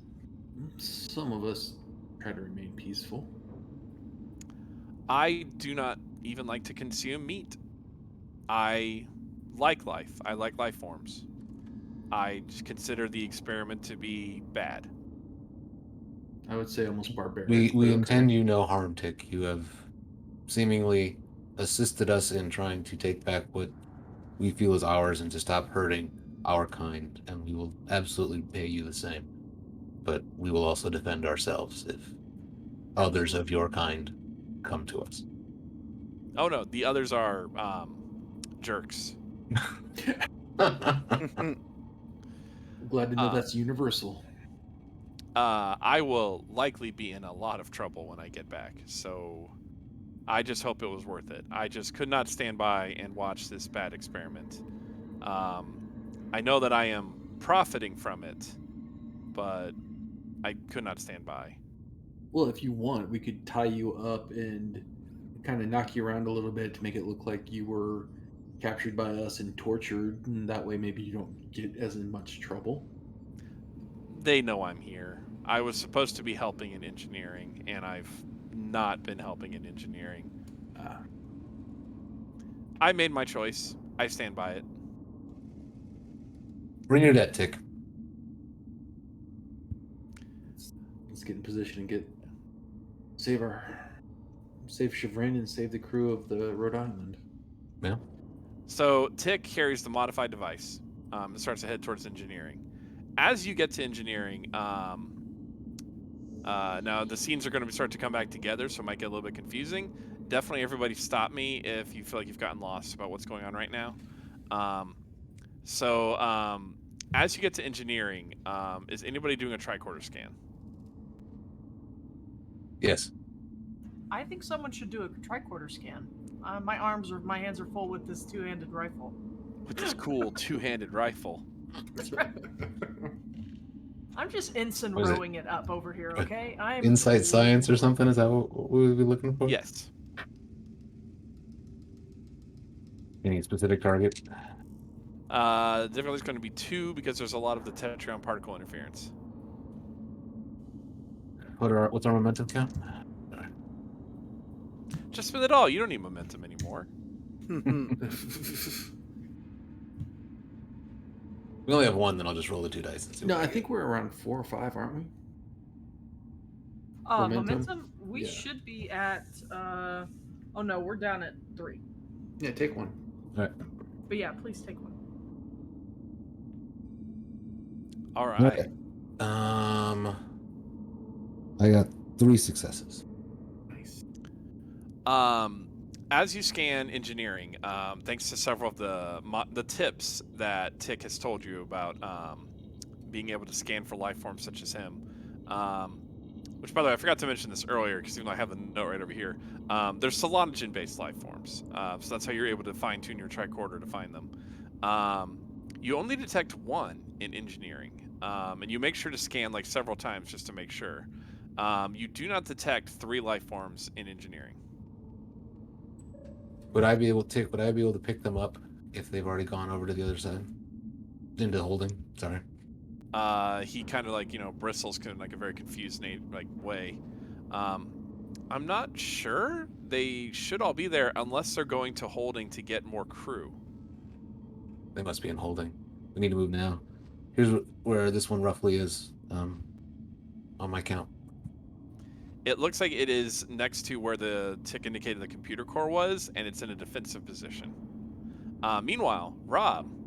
Yes. So everybody is gathered inside of the cafeteria, or sorry, not cafeteria, the cargo bay. They're all ready. They're all armed. They're all ready for something. You kind of like, you briefly see the shimmer before it happens, but you Mhm. see what looks to be like a small portal open up, and you see one of the creatures peer in briefly before it just closes it, almost like it's checking on a tank of lobster essentially. Mhm. And you hear Chef go, "All right, everybody get into positions." And everyone with like their crude weaponry is ready. Yeah. A couple of the crew appear to have phasers, but the phaser batteries look like they're almost drained. I am going to get ready to spam my phaser.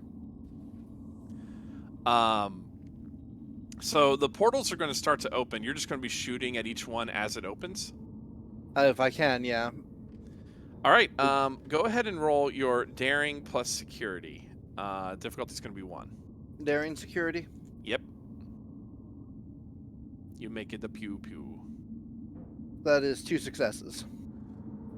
One of the portals opens, and you get a shot perfectly within, and you hear kind of like a hissing noise on the other side, and the portal quickly closes. Oh, I was trying to wait till they got out. Uh, Like they stepped through the portal. They were okay. So it steps through, and you hit it. With 2 successes, it really just drives it back through. Okay. But the portals keep opening as they keep trying to get out to grab people. Mhm. For Well, the ideally, crew- what I'm trying to do is drop one. For the crew that is in engineering, Tick kind of like kind of wiggles like kind of ominously. I think I'm detecting phaser fire, but from the cargo bay. I don't know what this means. And when you guys look at your tricorders, you can detect it as well.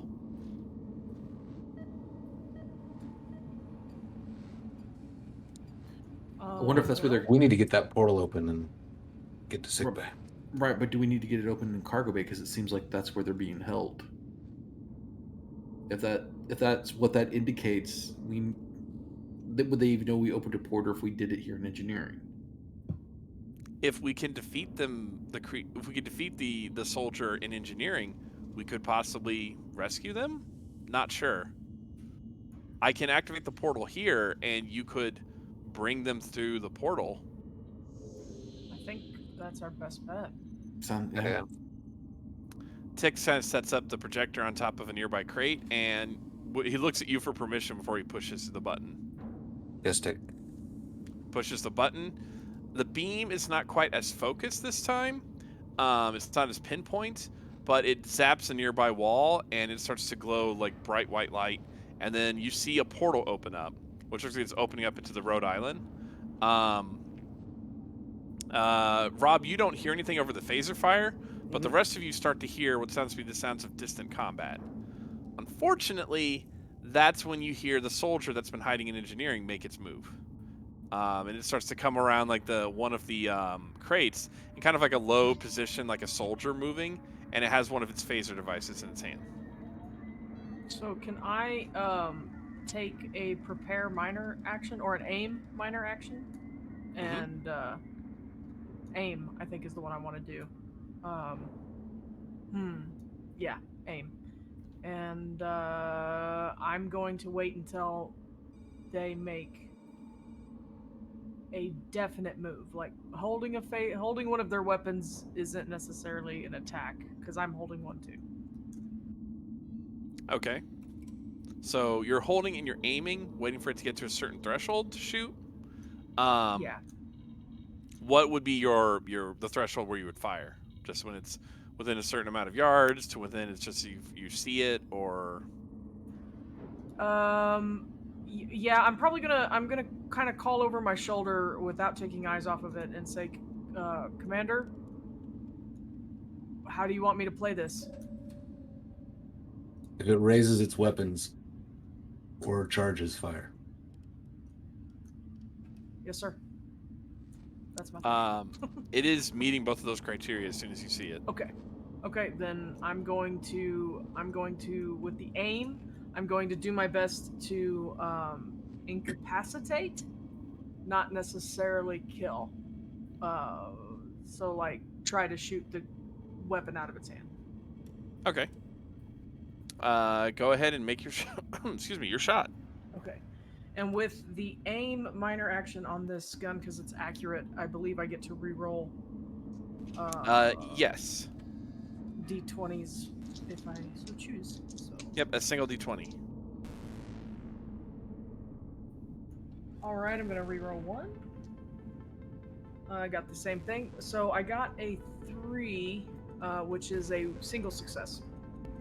Because this doesn't count as hand-to-hand combat. I'm good at that.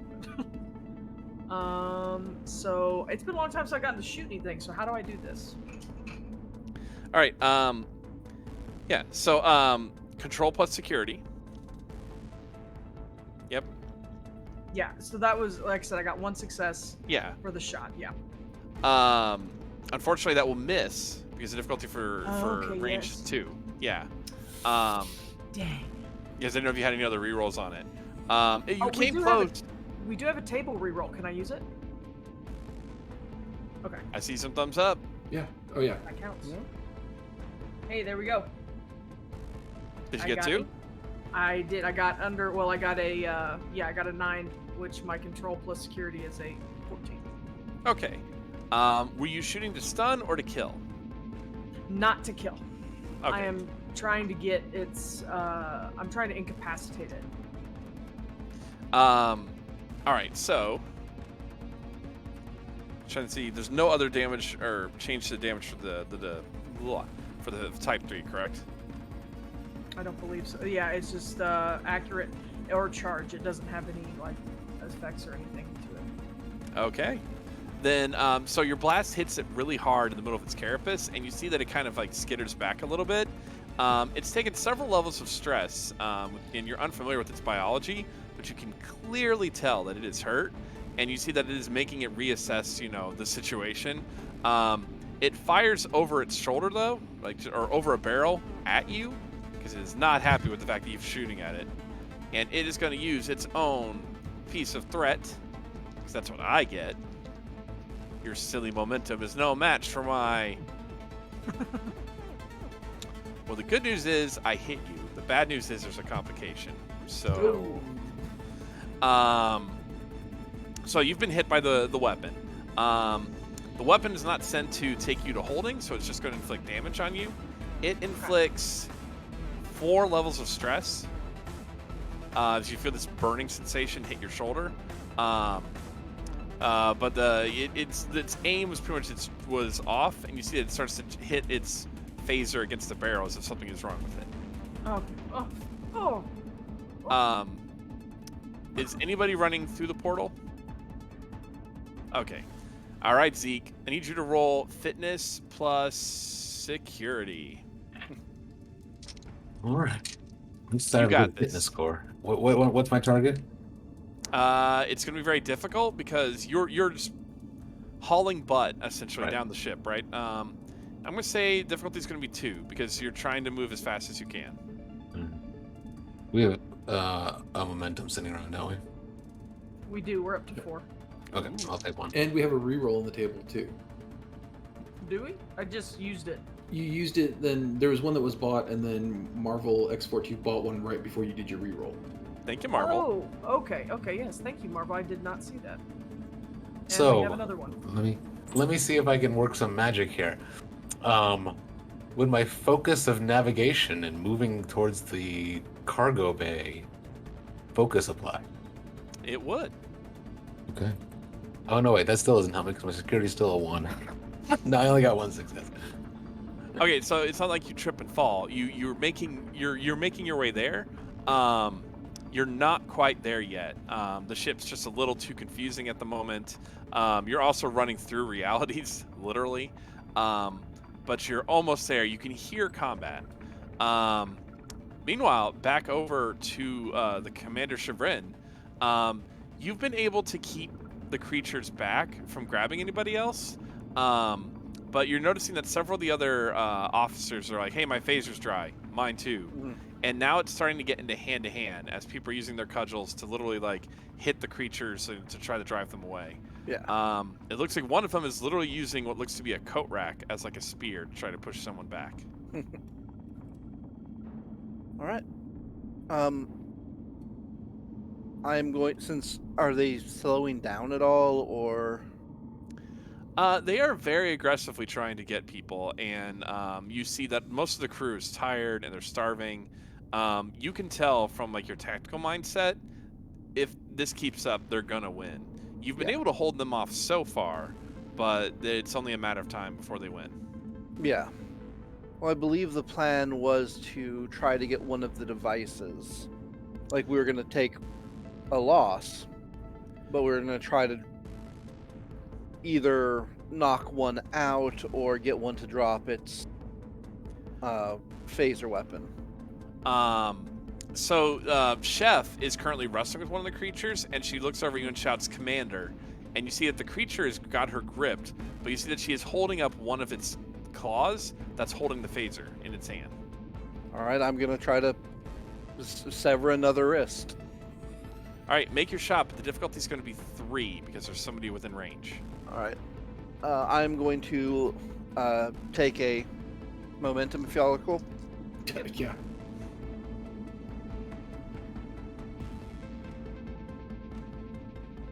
All right, that is an 11, a 5, and a 2 for 5 successes. You manage to shoot off one of the hands, and you see the device hit the ground. You're probably going to have to run over to grab the device. Mm-hmm. It's going to require fitness plus security, because you're going to be wrestling for it. Yeah. But meanwhile, back inside of the main room, Sean, what are you doing? As soon as I see Victra fire, I'm going to take aim, and I'm not going to try. Klingon's taking over at this point. I'm hitting center mass. I'm not going to try to incapacitate. I've already gotten the impression from Tick that these guys are not going to stop. They're not going to take a knee no matter what we do. So I'm just going to shoot to kill. All right, take your shot. Okay, and this is control and security, or daring and security. Sorry, it's daring. Yeah. Oh, okay, hand-to-hand so- combat. Yep, it's either, yeah, so that's good. I got a 3 and a 4, so that's 2 successes. Nice. You hit it. The creature looks like it's badly wounded at this point because you're actually firing to kill it. But the creature also looks like it's still up for maybe just, it could probably take 1 or 2 more blasts before it'll drop. You see that it is like shrieking horrendously. Think the alien creatures from Independence Day, that level of screeching. Oh no. And then, so I'm going to go cut down randomly. I'm going to go to Zeke. Zeke, go ahead and make another roll. See if you can make it into the cargo bay. You only need 1 success this time. Well, too bad, because I got 3 successes on security. Nice. Take that. So, Zeke, you run into the cargo bay and you see everybody. It's a maelstrom. Everybody is fighting. People are going to hand. You see a very familiar-looking commander. Looks like he's just sawed off somebody's hand with a phaser. And you see a couple of people who are fallen and are like just starting to get dragged away by these creatures. But you see that your Zeke. You see Commander Chivrin's attention is drawn to a device that is in the middle of the ground. And it looks like he's about to try to fight over it. What are you doing as soon as you enter the cargo bay? Commander, we have a portal near engineering. We need to get these people back into our reality now. All right. Lay down some suppressing fire with your phaser, and I'll call a retreat basically to engineering. Absolutely. I do that. I'm going to alter my course from going for the device. I'm going to draw my Ushan Tor, and I'm going to tackle this thing that's got Cook. Okay. Go ahead and make your attack. Because it is the melee. Yep. I click off of it. For the audience that's unaware, I have my iPad down here that has my rule book. Some of the audience think, why do they keep looking down? All right, I got Sad 2 you. successes. That is enough. So are you trying to actually hammer its face in? Because that's an ice pick, correct? It's basically an axe blade that you hold in the center. So it's just a blade around the outside of your hand. Mhm. I'm basically trying to damage him in a way where he'll let go of. He lets go of Chef, and his Yeah. attention immediately turns to you as you just hack away at his shell. Chef looks like Chef grabs like the device off of the ground, and then Chef starts to like help you to try to break you free. I'm gonna I'm ordering them to fall back. She doesn't have to listen, but I'm ordering them to fall. Like, take the children to engineering. They all start to retreat. Zeke, they are running past you. A couple of them stop and say, "Why engineering?" But they keep running. Just move, and I'm, shooting more to distract than to hit necessarily. Like, I'm not intentionally missing or whatever. My focus is more, oh, I see the portal or whatever. Like, let's give him a scare than anything else. So in engineering, you're exchanging phaser fire with this creature. It looks like you're getting the upper hand, but then complications ensue, where suddenly you have random crew members running out of that portal, careening around engineering, essentially bouncing off of things, tripping. It is becoming chaotic in there. Who are all these kids in here? There are, in fact, a lot of kids who are actually quite terrified of the phaser fire that's going on. I'm gonna roar out as loud as I can in just everybody hit the ground. Being that these are not really a trained Starfleet crew, I'm going to need you to make a, let's see, presence plus command. I'm sure these are both very high stats for you, Doctor. Well, I mean, I have to roll under a 12, so I mean, that's good. That is good. And I rolled 2 15s. So There's no that table go. reroll, right? We have a lot of rerolls on the table. Do it. All right. So does that reroll both for a reroll or just? Yeah, you can. Yes. Okay. Table. Okay, so that's rerolls can be one both. success. I got a 3 and a 16. A lot of the adults who are trained members of, the Galactic Navy, they hit the ground. The kids don't. The kids start to hide behind things. Not everybody is doing as efficiently as you would prefer, and certainly nobody is running in the middle of your phaser blast. But there are a lot of people who've run into the room and are just diving. You were gonna say something? I was gonna say, if a kid or multiple children run in front of me, I'm going to trip them so they get to the ground. I'm sorry. Get down. Kids. That is awesome. Let me see if I understand this correctly. If the kids run in front of you, you're going to trip them so they get down. That's it. We here at Rook and Rasp are all for the thing, which includes, we want to keep kids safe. Just remember, if you're being chased by boogeymen from the stars, then it's always better to trip them so that they can hit the ground sooner. At least she's not stunning them. That's. I will keep them safe. I'll do a little get out, come over here later. But right now it's. He said get down. I'm just imagining.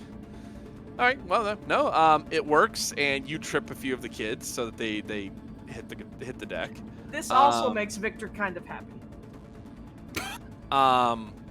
At this point, all of the crew have exited the cargo bay, except for Chevron. Are you going to keep trying to fight the creature, or are you going to try to run? I'm gonna. What? Oh. I Sorry, didn't know. he was talking to you. Yeah. If I am the last person there, I'm going to start to basically fire at him while walking backwards towards engineering. I was Okay. just holding the line until everyone else was out. That is going to be daring plus security to try to do a breakaway to get away from it. Mhm. But the difficulty is going to be 2 because not only are you engaged, but it is trying to claw you in the process. Yeah. I will also slip out my phaser to, help with that. Did you order me away yeah, with the rest of the people? Okay. Phaser. How much momentum do we have? We have 2, I believe. I'm going to say no more. 2. I'm going to spend one if y'all are cool with that. Yep, all good. Yep. And difficulty? 2. 2. Yeah, you said Because that. you're engaged in a melee with it. Okay, I got 3 successes and a complication. Oh. So I'm going to rule that you do manage to break away from the creature. However, it does manage to claw the side of your face, giving you kind of a bit of like a big nasty scar down the side. Is it on the already scarred side? That's what to say. Nope, it's on your pretty side. Okay, I can fix that. I will need. Okay, I will soon to have 2 robotic eyes. Blood is starting to just come down your face, but you're able to fall backwards. However, the pain is distracting you enough because it's not just as a cosmetic thing. If you're going to make it back to the portal, which back in engineering, the device is starting to burn out, you're going to have to make a fitness plus security to hoof it to get back to the cargo bay, and it's going to be at a 2. All right. If it makes any difference, once I've chaperoned all of the other crew, I would be coming back with the commander. Okay. I will. I'm going to say that with your action that you can give him an assist. Okay. That's 1 die on something. Yeah, Fitness plus what? Sorry. security. Okay. I did get 2 successes on that. I did not assist. I just got in your way. I didn't complicate it. Zeke trips into you. You both fall. Zeke goes to help me, like grab me to pull me. He trips. I pick him up by his waistband and carry him back through the portal. There we go. Well, I mean, I'm gonna have it be heroic. It's not gonna be. Oh, Zeke. yeah. Zeke's not the comic relief here, but Zeke finds you and he helps you, even though you don't need as much help. So you guys make it through the portal just as the device burns out. But that means you're still in engineering. It's at that point that Tick points over at one of the boxes, and he emphatically points at. He's pointing at it and trying to speak so fast that the human words aren't coming out. But you hear him just doing that loud tick-tock thing, and you all see the familiar-looking rune on the device. Should we shoot it? You need to concentrate or fire there, Commander. Yeah. You know, with the 4 of you shooting, I'm going to roll that you're able to do suppressing fire on the remaining soldier, and you're able to shoot the device. Your beams hit it, and you vaporize it, and then brilliant white light fills your eyes. And when Joke's on you, I can't see.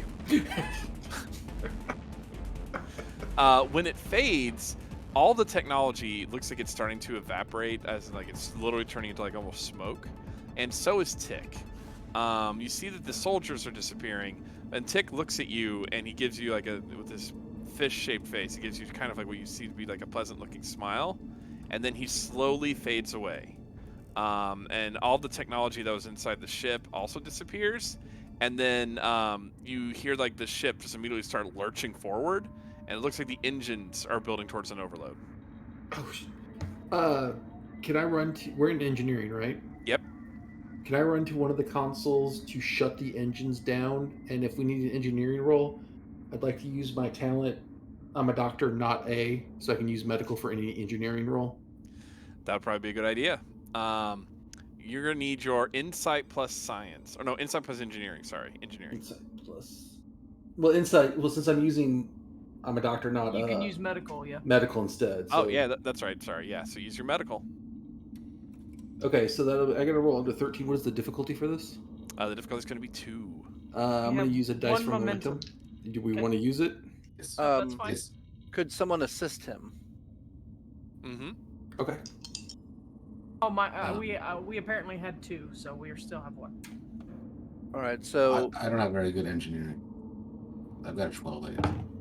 I have a 3 in engineering. go for it. Well, so I've gotten 2 successes, so if someone wants to help to get a third, that would be So great. I roll a single dice, and it's inside engineering or control engineering. Insight.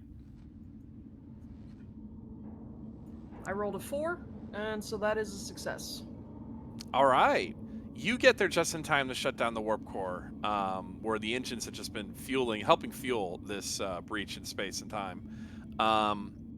The ship rockets forward, but comes to like a quick stop. You see everybody around you just like they're sitting against crates, they're leaning against walls. Chef immediately steps forward and is like, all right, first things first, we eat He looks over at Commander Chevrin. We're probably going to need your assistance, and then we would like an escort back to the Alpha Quadrant. Yeah. Yeah, Chevrin has torn bits of his uniform to create like a compact for his face. That's not the right word for it, but I'm A rolling face with it. tourniquet. Yeah. No, as Compress. soon as I shut down the work core, I'm like, you're probably trying to bat me away, but I've got like a wound closer, and I'm trying to get your face closed. And I pop my badge. We could use some help over here. You hear the captain's voice. Commander Chevrin, we have not been able to talk to you for quite some time. It's been almost 3 hours. We were starting to get worried. How is the lamp doing over there, by the way? It appears like it disappeared 5 minutes ago. It just suddenly disappeared. There was reports of smoke coming from it, and then it disappeared. Excellent. So yeah, if we want to get some folks over here, engineering, science, and I need some of our surgeons to come over here to look at 2 critical patients as well. and also some folks from the commissary would be nice. I am now going to lay down for a bit. Brief fast forward. You are all in the captain's ready room. He has listened to you patiently describe everything. Do you guys keep anything back, or do you explain everything that happened? I wouldn't hold anything back. Yeah, no. No, I don't think there's reason to. anything to hold back. Victor takes debriefing very seriously.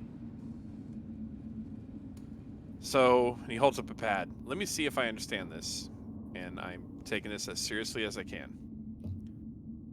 Strange aliens from another dimension were attempting to make a foothold in our reality, and we're using the crew of the Rhode Island to fuel their soldiers, essentially. Mm-hmm. And their scientists. And they almost succeeded in butchering the entire crew of the Rhode Island, and they possess a level of technology that we just cannot comprehend. But from what I understand, it is unlikely we will see them again, because the chances of us of even finding them are so remote that in a galaxy this big, it's astronomical. That is the long and short of it, I do believe. I take it none of the technology stayed back. We couldn't find any of it. Okay. And it would appear that they got almost half of the database that was stored on board the Rhode Island, which did not give them any major military secrets, but certainly gave them an insight into the Federation's technology and its command structure. Yes. Yep. That does seem to be the way of it. Well, I've spoken with Starfleet Command, and they apologized that they could not mention the previous incident with the Enterprise. It was believed that if knowledge of these beings became too widespread, and especially the fact that we cannot predict their movements, that people would start to obsess over them. But hopefully this time will be the last time we see them. It does appear like they have a hard time just appearing in our universe, and that they have a hard time setting traps for us. But I've advised Starfleet that we should keep a watchful eye out for them. I mean, we've encountered them twice. I would hate to see what would happen if we encountered them a third time, and if no one is around to stop them. But well done. You've all acted very admirably, and the crew of the Rhode Island are incredibly grateful for what you've done. I would like to put at least Chef up for accommodations, and probably most of the crew of the Rhode Island as well. We should also have a special call out for Tick. Who is Tick? Is Captain looking at you? In our report, sir, that was one of the alien life forms that provided us with critical assistance in being able to conduct the rescue of the remainder of the Starfleet crew and civilian staff. It is so strange that one of these creatures, which consider themselves so arrogantly above us, just decides to help, but I can safely say I am glad that he did. I would hate to lose any of you, nor any of the crew of the Rhode Island. If it helps, it seems like there's a schism in their culture. It doesn't seem like all of them, while they may find themselves superior, don't agree with the means of their experimentation. Here's hoping that Tick manages to convince others of his kind not to come into our universe ever again. But we shall see. With that, the captain dismisses you. Did any of you want to have any more scenes before we wrap up? I just want to know if the two crew members that I had stabilized, did they make a full recovery, or did they? Oh, so they did recover them. Whatever devices were implanted in their kidneys and liver disappeared along with the rest of the technology. They will need a lot of rehabilitation and monitoring, but you were able to restore their proper function. They needed a lot of plasma transfers. I imagine. Or transfusions. Yeah.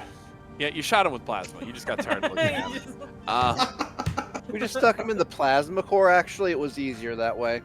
Look, when I told the nurse that I wanted a plasma injection, I did not mean for them to go into the injector. But it was so much more efficient. But no, they will survive. They were traumatized by the ordeal, and all in all, the ship lost over 30 crewmen. You only saw the bodies of 4 of them. You can only presume that the rest were taken and presumably killed. But the rest of the crew were very grateful that you managed to save them, and they all pretty much request to transfer back to Earth. Yeah. How many skin knees and busted elbows were there from Victra tripping? Well, Victra is going to stay on the Rhode Island, and she's going to hang with the kids and teach them, for a time, especially if we're escorting them anywhere, until the Serenitis must depart. I'm going to spend time teaching them. Okay, so in a combat situation like this, and I just am like training them in kitty hand to hand. Yeah. Or better yet, when a Klingon yells, "Get down!" Get down. It means this, and I demonstrate, and so, yeah. Well, on that note, now that we are teaching kids to follow Klingon orders and the best way to get into fights, because again, on Rick and Rasp, we're a family show. As defense, in defense of to protect yourselves. There's not always going to be a crate to hide behind, kiddo. That's true. And that is it for the mission for tonight. I hope that our audience at home enjoyed watching it. I hope the players really enjoyed it. I like touching upon the kind of those classic little stories from Star Trek, and Schisms, which is the episode that this was based around. One of my all-time favorites. Anyway, and so thank you all again for watching. I hope you all tune in tomorrow at 7 o'clock for By Leaps and Bounties, which is a 7C game. If you've not checked out 7C before, it is a ton of fun. It's one of those settings where I know, at least for me, I always have my favorites, so go Eisen. And then Thursday night is the final episode of Growing Shadows, also at 7 o'clock.